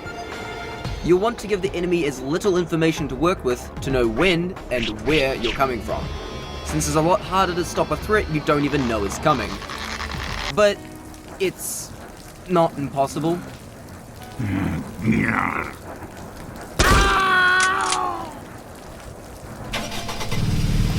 I've said this in other videos, but you really need to consider crossfire, especially from classes that like to spam explosives down choke points. Avoiding it comes down to your movement and map knowledge. Map knowledge is very helpful for finding paths that are less likely to be congested with players, or just knowing where players are more or less likely to walk. Your movement comes into play with avoiding the fire of players that you do encounter. Map knowledge is also very helpful when it comes to knowing the locations of ammo packs, As mentioned before, if you're using stock invis or any of the reskins, you can refill mid-cloak by picking up ammo packs. If you know the locations of ammo packs on a map, and how likely they are to have been used up at a given time, it can allow you to plan out where you go to get behind the enemy lines while extending your cloak with ammo packs. Just know that people can see health and ammo packs disappearing. Let's have a practical example. On Badwater, as blue team, the tunnel where the cart goes isn't usually subject to crossfire until someone pushes the cart into it. When coming out of the tunnel, there's also an ammo pack to the left to refill your cloak that by this point in the round is unlikely to be used. Engineers like to set up here, and snipers like to set here. Alternatively, if the path below is being spammed or you want to get behind faster, you can take the path to the left, snagging the big ammo pack here, or decloaking amongst these rocks. Or you could go through the area to the right and use the open area to try and avoid crossfire. Those were the options you had on just the first point of Badwater alone. Imagine that thought process for the entire map. That'd make a good series, actually. Spy checking is something to be aware of, especially if you've already been causing problems for the enemy team. Pyros are particularly good at catching you out for obvious reasons. But again, the best thing you can do against spy checking players is using open areas, as it allows you to stay out of a pyro's effective range, dodge projectiles, and have bullets spread from classes like the Heavy, making it harder to track you. For example, the intel room of Capture the Flag Well is amazing for this. As this room is so big, it's incredibly difficult to find a good spy in here if he gets enough distance from you. Patience can also help a lot. Just waiting for a good opening can be what you need to get past. Though of course once you decloak, you don't want to decloak behind someone to discover they know what the decloak sound is. Unless you think they're really new, or seem to have their audio turned off. Dude, he's deaf to the Razorback! Avoid decloaking right behind players in quiet places, though there are a few tricks to mask the sound. 1. Using walls or being in another room typically makes the sound harder to hear. Without going too much into the specifics, a good thing to do is break line of sight before decloaking. 2. Using other sounds to mask the sound of the decloak, as when there's not much other sound, it's pretty easy to hear one isolated sound. But when there's lots of other noise going on, it becomes really difficult to make out individual noises that come from the game into your ears and go through your eardrums. So yeah, anyway, plan things out, don't get bumped or hit by crossfire, and don't be silly with your decloaks. But now, for the other use of cloak. Get in with cloak, get out with cloak. Unless you're using a certain knife, backstabs are pretty loud, and when people locate a spy, they have this near irresistible urge to hunt them down. Knowing this, we should learn how to get out of those situations. First thing to note is, like I said before, backstabs are loud. Unless you're confident the enemy is really distracted, it's good to get into the habit of cloaking immediately after kill, so that by the time anyone reacts, you're already in the process of getting away. Another big tip is to pick your fights. As good as you can get at evasion, you can't just play like an overly aggressive scout and get away with it. I'm ready to attempt to backstab the entire team, and I'm going to succeed. I don't get out, and it's going to make an epic frag. No. Don't put yourself in those situations.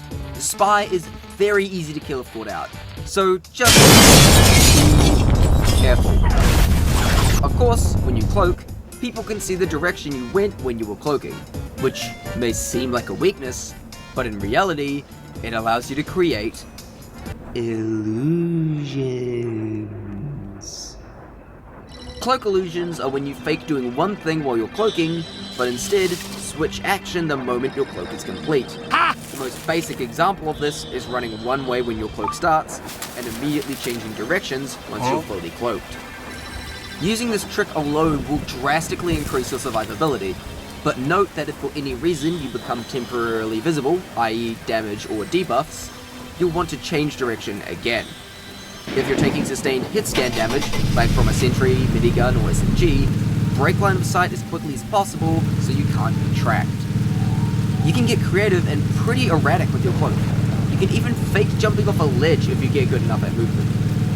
Now, of course, if someone just fires a few straight shots at you, sure, that's not too bad, but when you get hunted, this is when your evasion skills are truly put to the test. So, let's just take this example. Here is a pyro that is chasing us and intends to bring us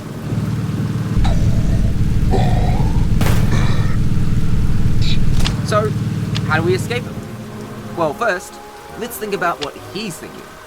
Let's think about what we would do if we were the pyro.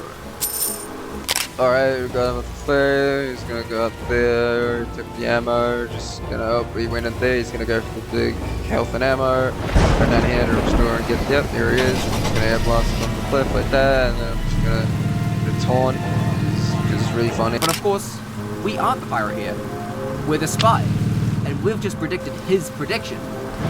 So, alright, we got him up there, he's gonna go up there, took the ammo, just gonna hope he went in there, he's gonna go for the big health and ammo, turn down here to restore. Think about what they would think. Predict what they would predict. Use that knowledge to go against the prediction.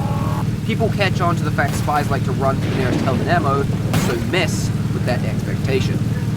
Also, people like to check corners a lot, and that's fair, they're good hiding spots. But, once people check a corner, they tend to consider it to be clear. So, jump into the corner after it gets checked. Most people do not think to check twice. Try and watch what they're doing when hunting for you, and try to find ways to back out of an area they think you're still in. If you're able to trick them into spy checking an area you've already left, you buy yourself a lot of time and waste a lot of theirs. But do remember that running away isn't your only option. Well, you should know that spy is a gun. It has really good range and is especially effective on pyros chasing you from a distance. Speaking of classes you're faster than, it's also worth noting that Spy is the second fastest class in the game alongside Medic, only beaten by the Scout, so as long as you aren't running backwards, you can outrun most other classes. Even if you're disguised as a class slower than you, you retain your full speed even while partially cloaked regardless of disguise. But you don't take knockback from anything other than air blast while disguised. Why is this important? Damage surfing! Soldier and Demo can use explosives at their feet to launch themselves. So, why can't you? Timing a crouch jump with a rocket landing at your feet is a really good way to put some serious distance between you and your pursuer. The Cloak and Dagger is really good for the more slow and methodical spy playstyle. It drains based on how much you move while cloaked, but standing still allows you to refill it while cloaked. However, you can't pick up ammo to refill it while cloaked. The fact you can stay cloaked indefinitely makes this watch really good for waiting in an area for a moment to strike, but the lack of mobility while cloaked can be a hindrance. When getting behind the enemy, you'll often find yourself having to stop to refill cloak. When it comes to making escapes with the Cloak and Dagger, you can rely less on movement and more so on individual hiding spots. Since you can sit in one spot, you can often trick players into thinking you've run further away than you really have, only moving when required. Worry slightly less about cloak management using our helpful little utility gun, the L'Étranger. Simply equipping this gun gives you a massive 40% extra cloak duration, with the added benefit of restoring 50% cloak on hit. Warning, side effects may include 20% damage penalty. Whether you're a newer spy that needs a bit of extra cloak, an experienced spy wanting to get more mileage out of it, wanting to reduce the low mobility of the Cloak and Dagger, nullify the reduced cloak of your eternal reward, or regain cloak faster for your dead ringer, this gun has a bit of fun for everyone. I used to have to worry about running out of cloak, but with the L'Étranger, I can worry a bit less about my cloak, though I wish I could be using the diamond. What did you just say? So try it today. Anyone can benefit from the utility of this gun, but nobody can pronounce it.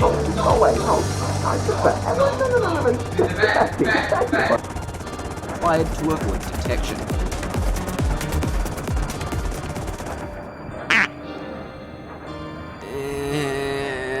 I have to admit my bias here, I do not like this weapon. Basically, you lose the ability to cloak on demand, but it can be used to fake by taking damage when you pull it out. The issue, it's often really easy to tell when this happens. So more often, people will just use this as an escape tool, or to force their way past the enemy. The issue, you cannot restore cloak from ammo, period. And this thing requires a full charge to even use, and the decloak sound is really loud. If you get caught in your decloak position, and people won't get close enough to be trick stabbed, you're basically screwed. And since the cloak is instant, you can't even create illusions. Gotcha, Crouton! Oh no! Because you require damage to even cloak, and most players can detect the fake death, they most often know when you're coming, and are more prepared for you when you show up, unlike YouTube watchers. It is worth noting that if you disguise as a teammate, you can fake their death instead of yours, which can help prevent people from noticing you, but that loud decloak isn't helping. The cloak is a tool for getting in and getting out. Use your map knowledge, movement skill, and mind games to accomplish both. It'll take practice, but when you know what you're doing, you'll vanish as quickly as you appear from nowhere. Like a wolf among the lambs.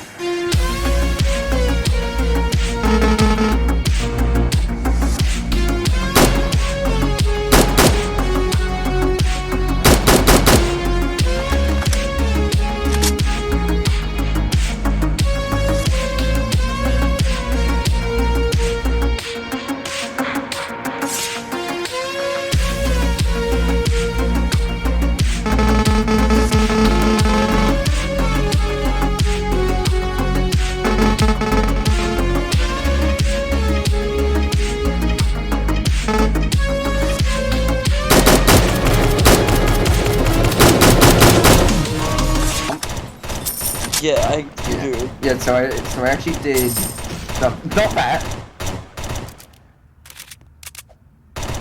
Yes, I did see the TF2 bot issue. They instantly lock to your head and send you straight to Jesus Christ. It's become the most talked about thing since the Bible, honestly.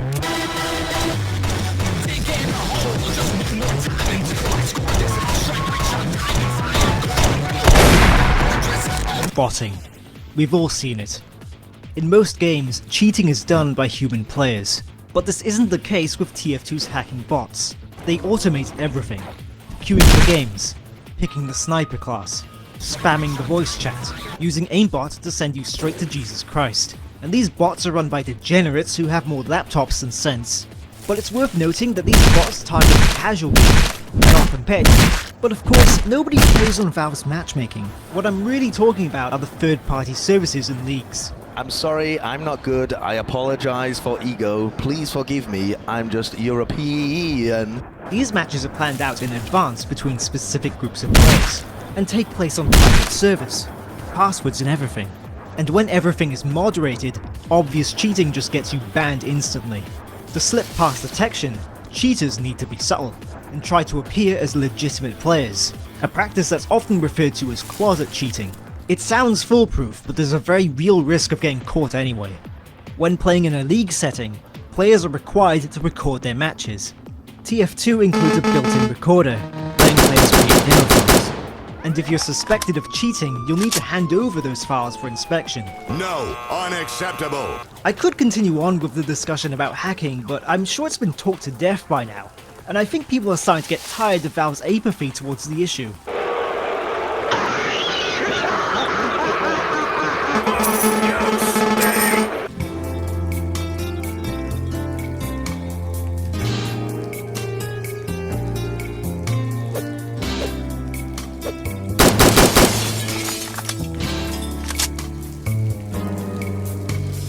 Instead, I want to focus on something that's a bit more interesting. Rule breaking. If you're running a league, it's very important to have cohesive rules for players to follow. A quick disclaimer though, I won't be covering all of them. It's a big list of rules and I don't want to be here all day, so if you are looking to join a league, this video isn't a substitute for reading the rules. You should probably do that yourself. Okay, we good then? Let's talk exploits.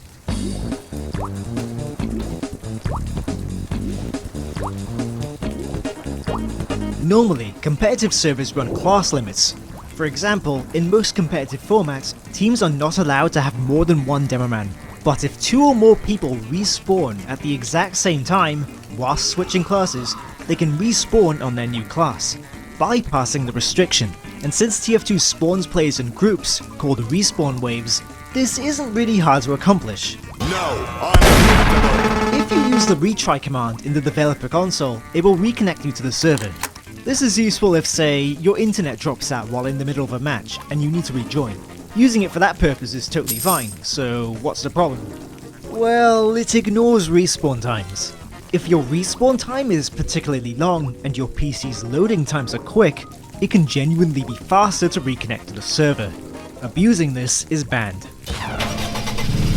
Here's an interesting one, the reverse quantum crouch.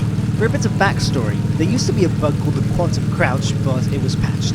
This reverse variant requires a specific setup. While standing, use an explosion to shove yourself off the ground. Make sure you don't jump while doing this. Before you land, start holding the crouch button. You'll now be crouching, but other players will see you sliding around in a standing pose. But what they can't see are the hitboxes, which are still in the crouching position.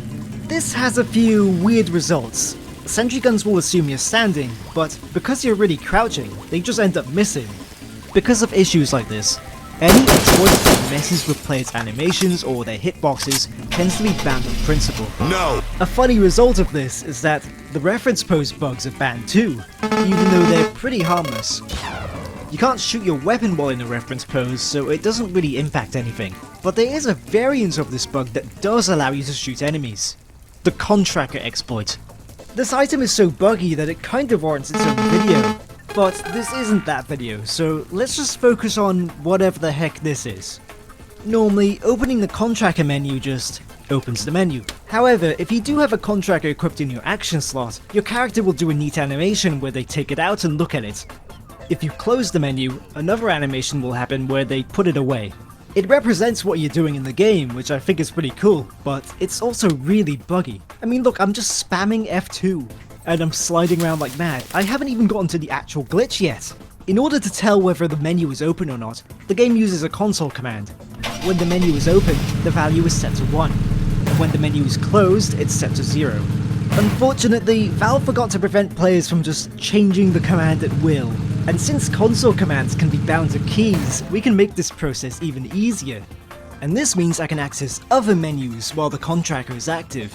For example, the loadout menu, where I can remove the Contracker from its slot. And if I set the value to 0 after doing this, yep, that's the glitch. It offers a few distinct advantages. For example, Pyro players will get pretty annoyed at the lack of reload animations. After all, a common tactic for reflecting projectiles at close range is to look at the enemy's reload animation, then reflect when the reload is finished. But if the player is sliding around with the Contracker glitch, the reload animation is obscured, making it very hard to tell when the next shot is coming. Okay, so the new update fixed the loadout switching exploit, so it's no longer possible to get stuck in the animation forever. But unfortunately, the other problems I mentioned still exist, and players are still able to mess around with the console commands. Here's a few other things I haven't mentioned about the Contracker. When the command is set to 1, you're not able to reload or fire your weapon. This doesn't have any real benefit when used with most weapons, but it greatly helps with the Beggar's Bazooka, an odd weapon that reloads before firing, as opposed to after. It can only hold 3 rockets at a time, and trying to load a 4th will result in an explosion. This means you can't hold all 3 rockets indefinitely, since stopping the reload will just result in the weapon firing. But if we use the iPad, you can't fire or reload the gun while it's active, letting you do this. Bro, what is this absolute psychopath doing? You can even do it while rocket jumping, letting you delay the barrage until you're right next to an enemy. While the Steam Deck is active, you can't walk. You also can't airstrafe. Strangest of all, Demo Knight's charges don't let you move at all, meaning the Nokia 3310 is responsible for plays like this. I wouldn't become too reliant on this though. They've already made patches to stop you from opening the menu while taunting, so they should also do the same for charging and for reloading, and for firing. Let's do a lightning round of banned exploits. Going out of bounds. Resupplying through walls or ceilings. Shooting or killing players during setup time. Taunt killing through walls. Shooting through this gap on Swiftwater. Spamming this console command to let you see cloaked spies. But I'm only just getting started. When it comes to TF2's classes, the developers made plenty of mistakes. I'd like to start with a big one. Okay, here's another one. Pyro's flames are dependent on velocity. In other words, if the pyro is moving quickly, the flames will move quickly too. But in TF2 logic, velocity isn't the same thing as speed. It's possible for these two things to desync from each other. If a player gets stuck inside an object, they won't be able to move, but they can still build up velocity by doing explosive jumps. Do this enough times and your velocity will start getting quite big, which means when you finally decide to fire your flamethrower, the flames will go very far, despite the pyro being locked in place. The Phlogistinator is a flamethrower with a special ability. Fill up this meter and you can activate critical hits. One of the things that balances this weapon out is the forced taunt that you do when you activate the crits. It basically warns the enemy team of what's to come. The game also gives you a bit of invincibility during the taunt, so that you don't die while using it. However, there are a few ways you can cancel the taunt early, which means you not only get to use the crits early, but the invulnerability effect remains. If you're still curious about this one, Lister has an entire video about it. There's a banned exploit where you can keep the thermal thruster's stomping ability even after switching to a different secondary weapon. You also keep reduced fall damage. As engineer, you're not permitted to put any buildings in places where they can't be destroyed. The one exception is Blue's spawn on CP Steel, because this is an intended feature of the map. When it comes to sniper, crouching. Okay, I should be more specific. If you crouch while scoped in, your view will go up and down in a straight line. Weird thing is, Sniper's crouching animation actually moves his head slightly to his right. In certain places, snipers can peek around corners while keeping their heads safe behind a wall. This can be an issue in sniper duels for obvious reasons.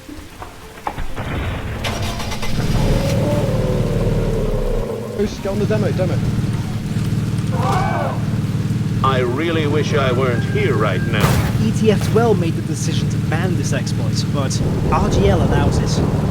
When asked about it, they stated that it would be a bit difficult to enforce, on top of not really being a big deal. I don't mean snipers, so I'm not going to interject with my own opinions here. But while we're on the topic of bugs that are allowed, I'd like to mention wall bugging, a technique where players can stick to certain walls. This is usually done by soldier players. If the enemy team isn't looking up, they can dive bomb onto the enemy medic. So what makes one exploit okay, but the other not okay? Beats me, but I guess it just comes down to what people enjoy. People tend to hate the flog, let's be honest. Even a flog goblin like myself can understand that. TF2 has a rich modding history. Look at Game Banana for instance. You can find a lot of interesting things, whether that be new weapon models or new sounds. Some of these are pretty odd though. Like, why? Why does this exist? Why do I want it? Oh, fuck. A console command known as SV Pure allows server owners to block certain mods. To keep things simple, let's just say that a value of 2 blocks all mods, and that a value of 2 is a competitive standard. But if that's the case, how is every competitive player running around with a custom HUD? Oh my god!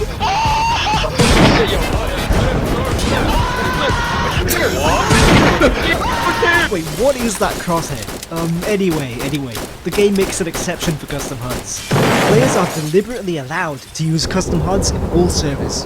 To achieve this, Valve whitelisted certain files from being modified by SV Pure, meaning you can modify them to your heart's content. There's just one problem. These folders don't just contain HUD stuff. There's a bunch of junk in here, like these files, which contain weapon data. I wonder what would happen if I messed around with, say, this one.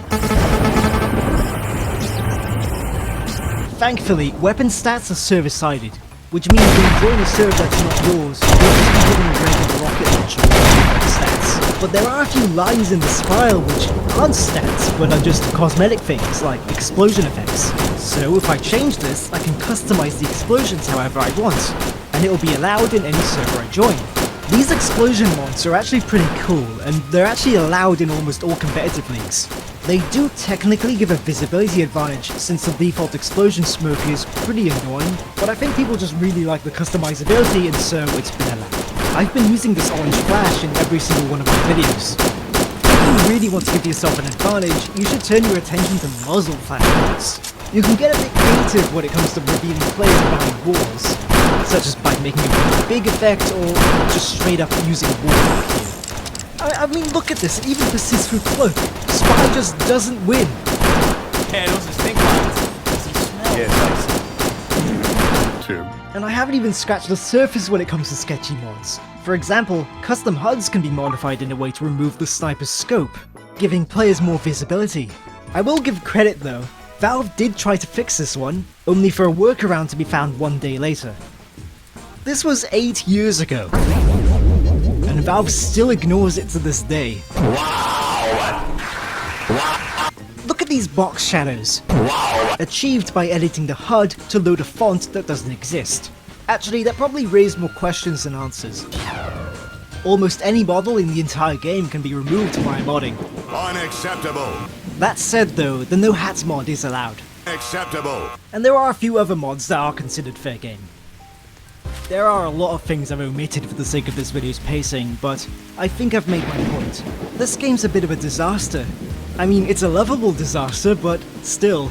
Even if Gabe Newell, Thanos snapped all of the bots and hackers out of existence, there'd still be all these other ways to even cheat just by modifying the game, or doing a bunch of exploits.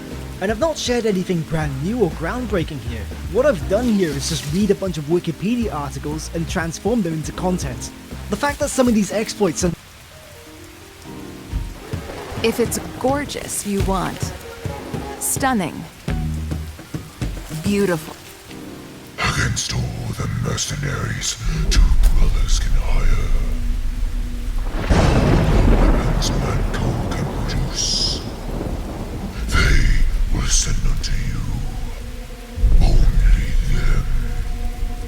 Shoot and stab until it is done.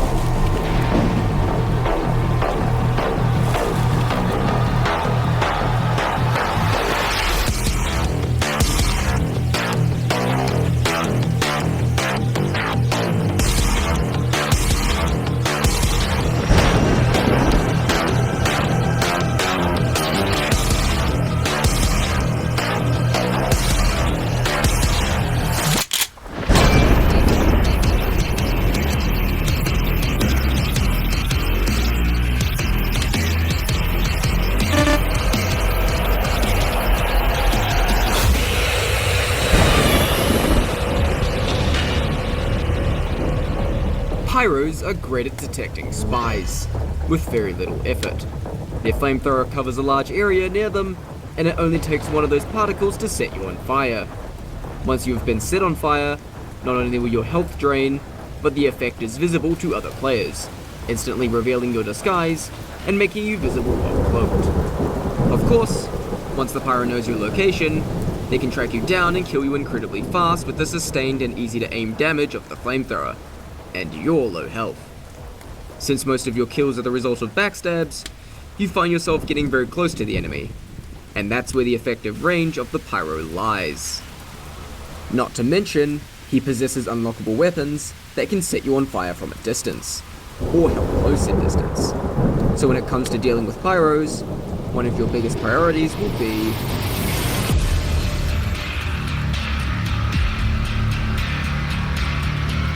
in order to survive against a pyro, we need to learn how to avoid them, and how to get away in the case you do get discovered.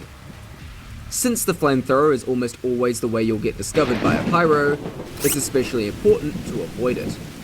A good way of avoiding it is to learn about the danger zone. The danger zone is an imaginary circle around the pyro, that roughly gauges the range of his flamethrower. If you are in the danger zone, you're one quick spy check away from being discovered. But if you're outside the danger zone, You literally cannot be set on fire. I meant by the flamethrower. Getting used to the size of the danger zone comes down to experience, but it's worth noting that the danger zone lags behind the pyro's own movement.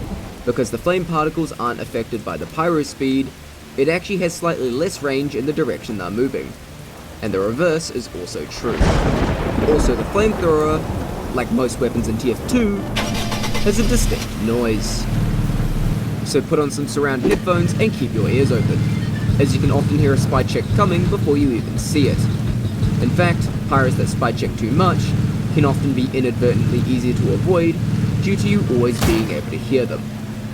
Another part of avoiding pyros is... Hey, I'm a pyromane watching this video so I can kill spies better. predicting them. As mentioned before, being able to hear a pyro before you see them is a good way of avoiding them, but it also helps you gauge how spy check happy the pyro is.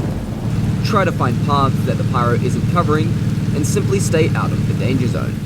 Pyros tend to have habits of places they spy check, and the order that they do so. Understanding those patterns can allow you to slip past. But of course, most pyros aren't that dedicated to killing spies, as they have other purposes as well. Like ambushing, deflecting projectiles, protecting teammates, getting crit boosted and going on rampages, air blasting people off cliffs, you know, pyro stuff. It doesn't mean they won't spy check, they'll just do it opportunistically, usually when they're not doing anything else. The danger zone rule applies to these pyros as well, but you can still more easily get away with being in the danger zone as long as you're aware of what the pyro is currently trying to do. It's essentially the same deal of avoiding the crossfire of other classes. Only difference is that they may accidentally set you on fire. Oh yeah, about that. So in the case you are set on fire, immediately assume you've been discovered and start running. The main way to get away from pyros is what I call the 3-step plan.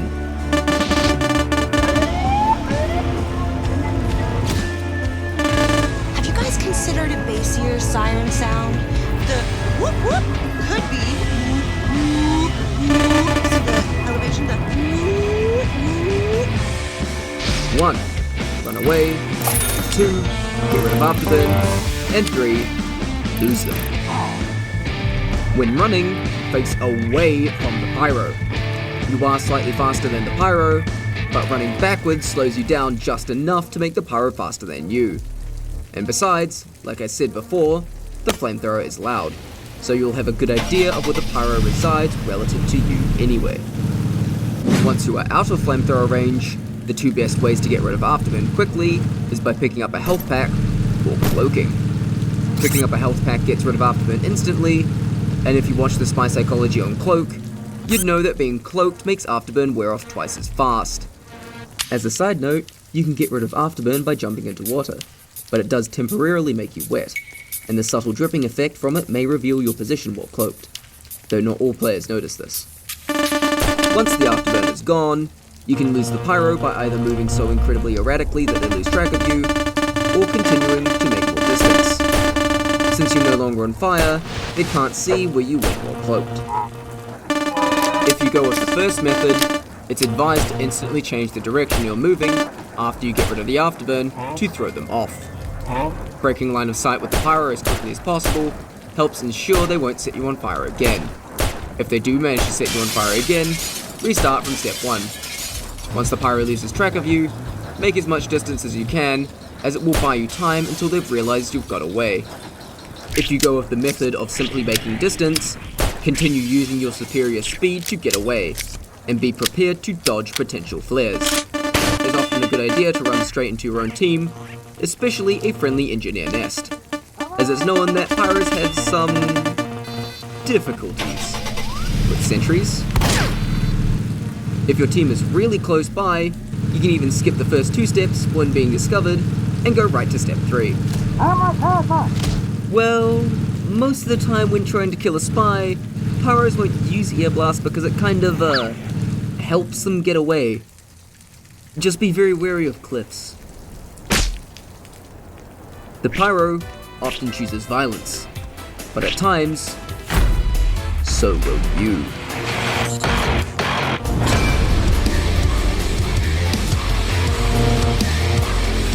spy has a gun. A gun is a very good option against pyros when you are outside of the danger zone, and shooting the pyro takes advantage of their biggest weakness: range. Yes, while they can't hit you with the flamethrower, they can hit you with flares or shotguns at long range. But flares are projectiles that can be dodged, and while the shotgun is hit scan, it consists of a spread of multiple pellets that suffer from damage fall-off, while the revolver is a single shot that suffers much less from said fall-off. The point being, the further you are from the pyro, the bigger of an advantage you have against them, as your ranged options are superior to theirs. Speaking of another thing you can do about the flames, that one knife. You know the one. While it was mentioned in the knives video about how it helps you getting away from pyros, the 1 second of full fire immunity can also help you in combat, as the pyro literally cannot damage you for 1 second as you pump him full of close range lead. Of course, you do need to actually hit your shots in this situation, or else you'll join your knife in being melted. However, the Spicicle isn't the only knife that has value in combat, as you can, trick stab. When you're in the danger zone and the pyro has too much health to gun down, landing a trick stab can save your life. Pyros like to run into you, but that also means they can run into trick stabs. Though this video also isn't a trick stab tutorial, if you've got no other option, it works as a last resort, even if you just throw yourself at the pyro and hope you land a stab in the confusion. But note that trick stabs are inconsistent, as you may mess up the execution of one, and if the pyro sees it coming, they can just simply not walk into the stab. Pyros that think they got the jump on you can often be surprised by a quick reaction on your part, or by mixing the usage of your gun with your knife. If the pyro's health falls below 41, and you're struggling to hit the final shot, you can run at them and finish them off with a butter knife. So when fighting a pyro, make full use of the arsenal. But it's about time we talk about theirs. Shop Mathis Home during the Presidential Savings Event for big values on brand new arrivals. Brighten up your living room with this neutral sofa from Ashley. It's an incredible value at just $4.99. Just one of over 100 great sofas in stock ready to enjoy tonight during the Presidential Savings Event at your furniture superstore, Mathis Home.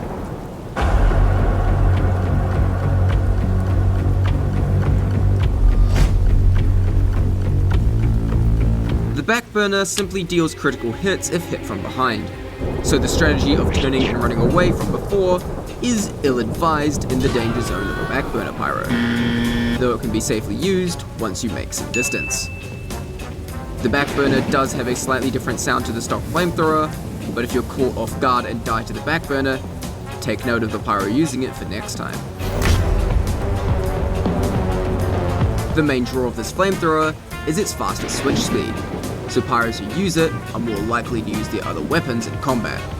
So if you know a pyro is using this flamethrower, you should expect this. The Flog cannot air blast.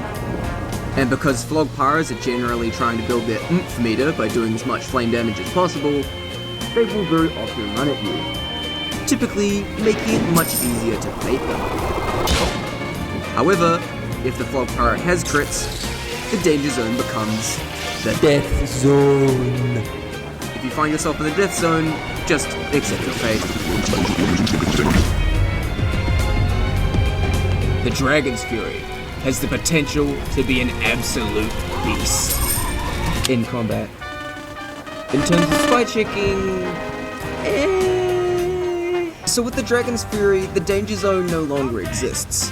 Well, yes, the Dragon's Fury boasts superior range, it uses single-shot projectiles and not a spray of smaller ones, meaning the pyro can't just roughly guess your location, they have to correctly guess your exact position to find you. And even if they do hit you, the afterburn only lasts 2.5 seconds, which lasts half that if you're cloaked. So yeah, it's the worst flamethrower for spy checking, and most pyros using it will usually only go after you if they know where you are. Flare guns are the only way a pyro can set you on fire outside of the danger zone, but they actually have to hit you with it. meaning it's not nearly as effective for spy checking. If they're using the base flare gun, avoid getting hit by it while on fire at all costs, since it crits burning targets. If you get hit by the first shot, get rid of that afterburn ASAP. If they're using the scorch shot, be slightly wary of the small explosion that can set you on fire. If they're using the detonator, all they can really do is set you on fire. And the man melter, you almost never really come up against it, so yeah. The thermal thruster can be great for closing distances. However, it takes a long time to switch to it, launch, then switch back to the flamethrower. I mean, look at this. This gives you plenty of time to change directions and lose the pyros while they're prepared to chase with the jetpack. It's also not very effective indoors. Okay, I'm with the pyros on this one. This weapon just sucks outside of man vs. machine, where that happens. But as a spy, just avoid the gas cloud and you'll be fine. This melee is typically used for close range combos. Pyros like to pair this with the before mentioned increaser due to the faster switch speed. So a pyro using that flamethrower and engaging you at close range has a pretty good chance of having it equipped. Saving that for a different video. Okay, so you know that thing where you can jump in water and get rid of afterburn? Well, yeah. Fortunately, pyros only tend to use it in maps that have a good chunk of water, and aren't very good at hiding the fact that they have it. And that's your guide to dealing with pyros as spy. These tips are by no means foolproof, and you will still die to pyros, but it's a matchup that isn't entirely out of your control. Whether you're simply avoiding them, or experiencing the catharsis of fighting back, but now, it's about time we play that song a lot of you have been waiting for.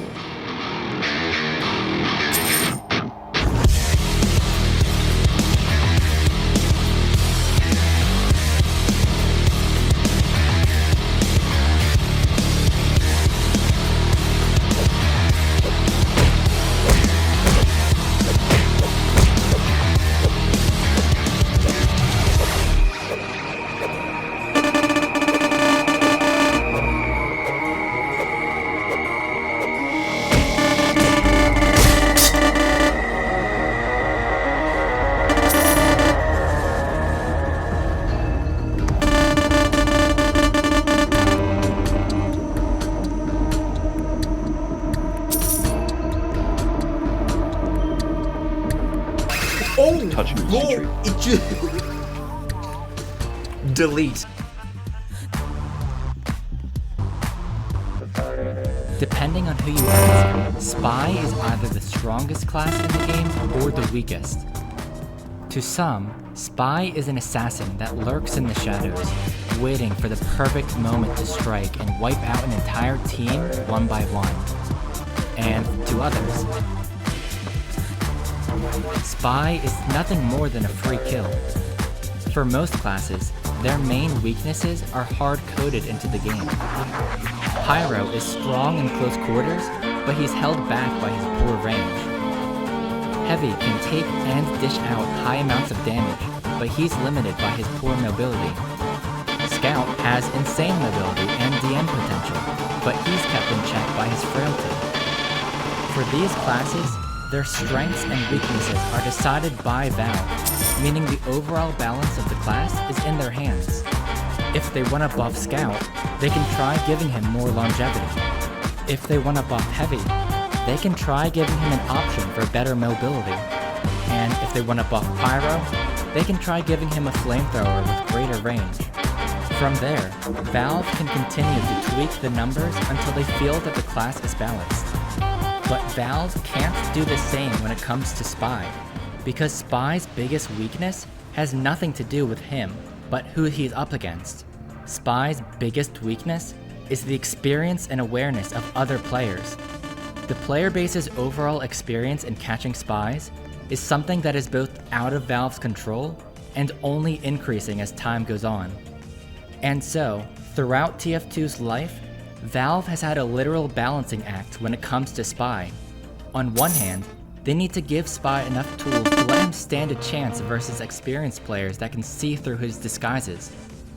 On the other hand, they need to make sure that Spy doesn't become too oppressive versus newer players. This dynamic makes looking back at Spy's balancing history fascinating. When it comes to trying to balance Spy, Valve has fallen flat on their faces. A lot. So, let's take a look at that history. Let's look at the evolution of Spy.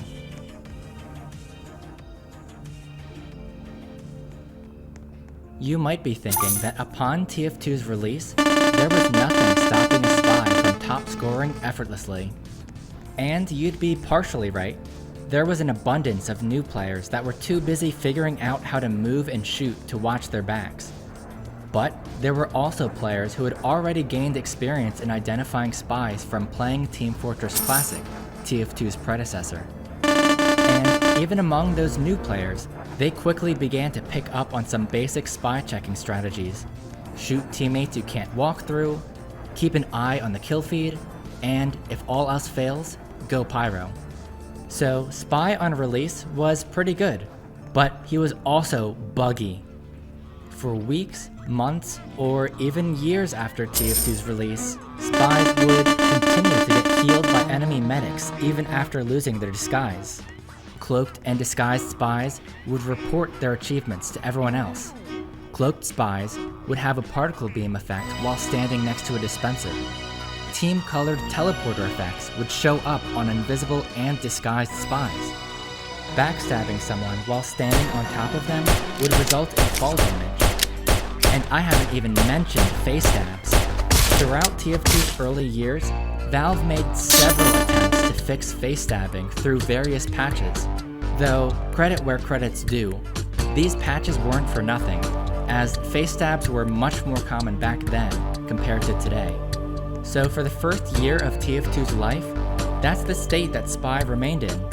A bit buggy, but still pretty strong against new players, which were plentiful at this point. Spy wouldn't get any noteworthy balance changes until December of 2008. As of this patch, spies could recharge their cloak via ammo pickups or health cabinets.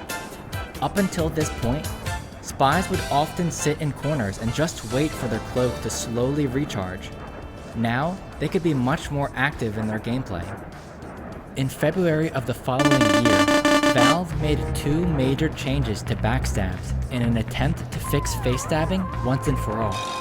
First, backstabbing was changed to be instant, whereas before, there was a delay between clicking and the backstab actually registering, a delay that was even longer than with a normal knife swing. This was a great quality of life improvement, since that long delay could mean the difference between landing a backstab or getting spotted and killed beforehand. The second change was not as well received. The radius that determines whether a knife swing is a backstab or not was reduced from 180 degrees to 160 degrees. This change effectively removed sidestabbing, which more skilled spy mains have been utilizing to net backstabs more efficiently. And, surprise surprise, face stabs were still happening even after these changes. 2 weeks later, the backstab radius was reverted back to 180 degrees once again, with the added bonus of Spy keeping his now instant backstabs. Spy mains at this point were feeling pretty good. Valve's been hard at work fixing, or trying to fix, the many bugs that have plagued Spy since release, and now they're even getting to some actual bugs. But recharging cloak and instant backstabs were nothing compared to what was next.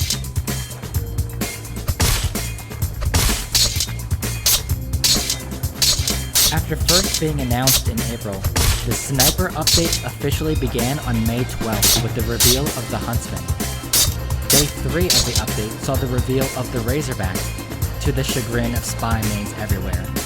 But on the following day, it was revealed that the Sniper update was actually the Sniper vs. Spy update, with Spy receiving his first batch of unlockable weapons. Let's start with the least flashy of the three, the Cloak and Dagger. The Cloak and Dagger on release functioned nearly the same as it does today, with a few minor differences that we'll get to later.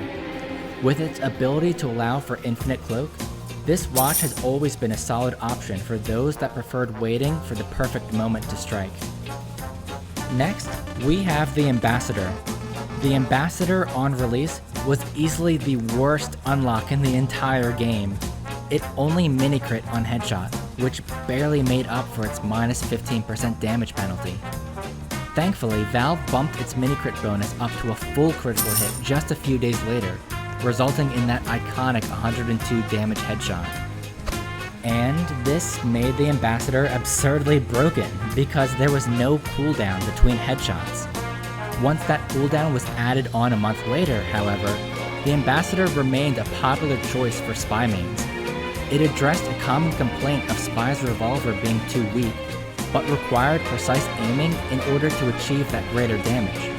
This need for precision also meant that the Ambassador was mostly used to eliminate a specific target, preferably before they noticed you, which fit Spy's role as a sneaky pick class. With the Ambassador, Spies could now two-shot light classes with a headshot followed by a body shot, most notably snipers using the newly released Razorback. This gave Spy a surprisingly high potential damage output, though it'd take several years of practicing for anyone to reach that potential. Lastly, we have perhaps the most controversial Spy unlock of all time, the Dead Ringer. There's a lot to unpack here, so let's start with the stats. Its faster cloak regen rate lets it fully recharge its cloak in 18.5 seconds, while its increased cloak drain rate meant cloaking with the Dead Ringer only lasted for 7 seconds. These two stats alone would make for a pretty boring unlock, but it's what's not listed in the stats that made the Dead Ringer so controversial. Rather than cloaking on demand like the other two watches, the Dead Ringer's cloak can only be activated by taking damage. Upon taking damage, a fake ragdoll corpse is dropped as the actual Spy enters his cloak. You might be thinking that because this was released way back in 2009, surely the majority of players would have actually been fooled by this fake corpse. But oftentimes, Dead Ringer Spies would be revealed by the very ragdolls that they were dropping. There were small inconsistencies with these ragdolls that made identifying a Fane's death trivial. They would pathetically flop onto the ground, even if hit by an explosive. Spy might let out a severe pain sound after feigning a death on a small hit. His fake corpse might come with glitched items or cosmetics. Basically, something was clearly off about these fake ragdolls.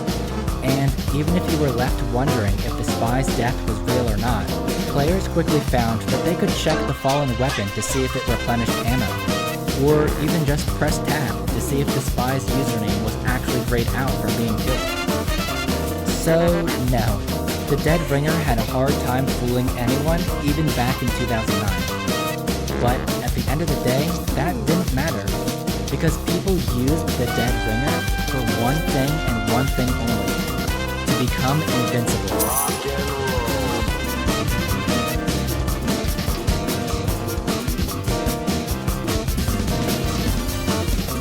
On release, activating the Dead Ringer granted Spy immunity to cloak flickering, as well as a whopping 90% damage reduction from all damage he takes throughout the duration of his cloak, including whatever hit activated his cloak in the first place. This allowed a Spy to survive fully charged headshots, taunt kills, and even backstabs.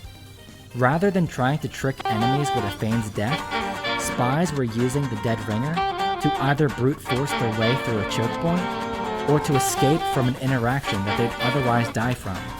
Even as far back as 2009, there were players criticizing the Dead Ringer as being a get-out-of-jail-free card. It should be noted that the Dead Ringer did not grant immunity to Afterburn at this time, but as long as you steered clear of pyros, the Dead Ringer practically guaranteed that you'd travel as far as 7 seconds of cloak allowed for. Once those 7 seconds were up, however...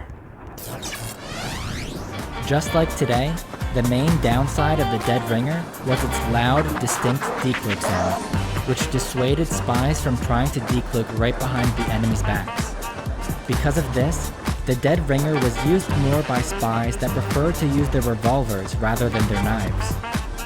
Decloaking with the Dead Ringer would also fully drain your cloak meter, even if you manually decloaked early. This actually wasn't the case until a few days after the weapon's release. Before that, players would essentially have infinite Dead Ringer uses if they manually decloaked as soon as possible. This was a harsh overcorrection on Valve's part, but thankfully they'd scale the cloak drain back drastically just 2 months later, in June. With this patch, manually decloaking with the Dead Ringer would only drain up to 40% instead of 100%. Its cloak could also now be regenerated with ammo, even when you're already invisible, although extending your cloak beyond the initial 7 seconds would remove your damage resistance and lack of flickering. This made the Dead Ringer incredibly easy to spam, especially on maps with large ammo packs, which would refill your charge to 100%. This same patch also gave a massive buff for Spy as a whole. While disguised, spies would no longer be knocked back by the Force of Nature or Pyro's Air Blast. Not only that, but using Air Blast on a disguised spy that was on fire would actually extinguish them. This was immediately reverted just 2 days later, but it showed that Valve was willing to make drastic changes in order to make Spy stronger. For the rest of 2009, Spy would continue to receive minor buffs, bug fixes, and quality of life improvements. In August, weapons with on-hit effects, like the healing of the Blutsauger or the Uber gain of the Ubersaw, were changed to no longer trigger when used against disguised spies. Additionally, sapping a teleporter would now automatically place another sapper on the other end.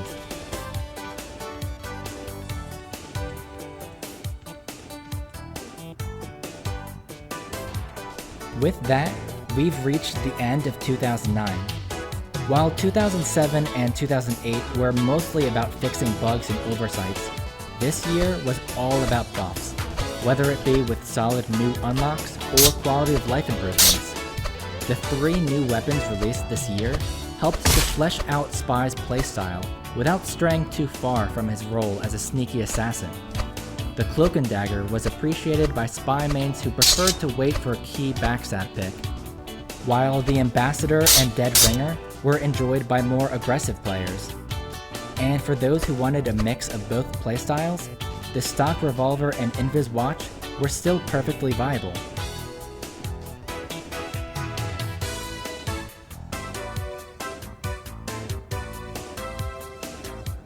"2010 kicks things off in January with an immediate nerf to the Dead Ringer.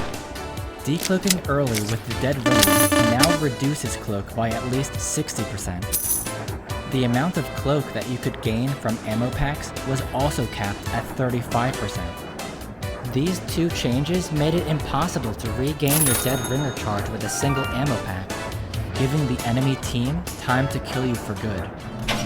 In the following week, Valve released a handful of fixes aimed at making feigned death via the Dead Ringer more believable. While these changes may have been enough to fool new players, I once again need to emphasize that even if the ragdoll of a feigned death was identical to that of a real death, which it still wasn't at this point, experienced players would have no trouble figuring out if the death was real or not. So even after these significant changes, the Dead Ringer was still largely the same, though the nerfs to its cloak recharge made deciding when to decloak require a bit more thought than before. But even if Spy mains memorized every ammo kit location in order to effectively chain Dead Ringer activations, they had no way of bypassing the loud decloak sounds that gave their location away. That is, until the Manconomy update of September.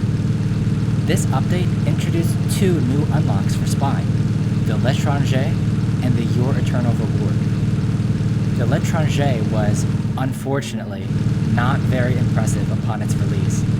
Its only upside was gaining 15% cloak on hit, which wasn't nearly enough to make up for its minus 20% damage penalty. It should come as no surprise that the L'Étranger had no chance of competing with the stock Revolver or the Ambi. The Your Eternal Reward, being Spy's first knife unlock, was fittingly designed around using stealth and deception to secure backstabs. Just like today, backstabbing someone with the Your Eternal Reward would rapidly disguise you as whoever you just stabbed. Funnily enough, backstabbing Ubered players and Razorback snipers would also grant you their disguise due to an oversight in the code, though this was fixed just a week later. Additionally, any kills made with the Your Eternal Reward were silent. The victim wouldn't make a sound, their corpse would quickly disappear, and your kill wouldn't even appear in the kill feed to the enemy team. These two upsides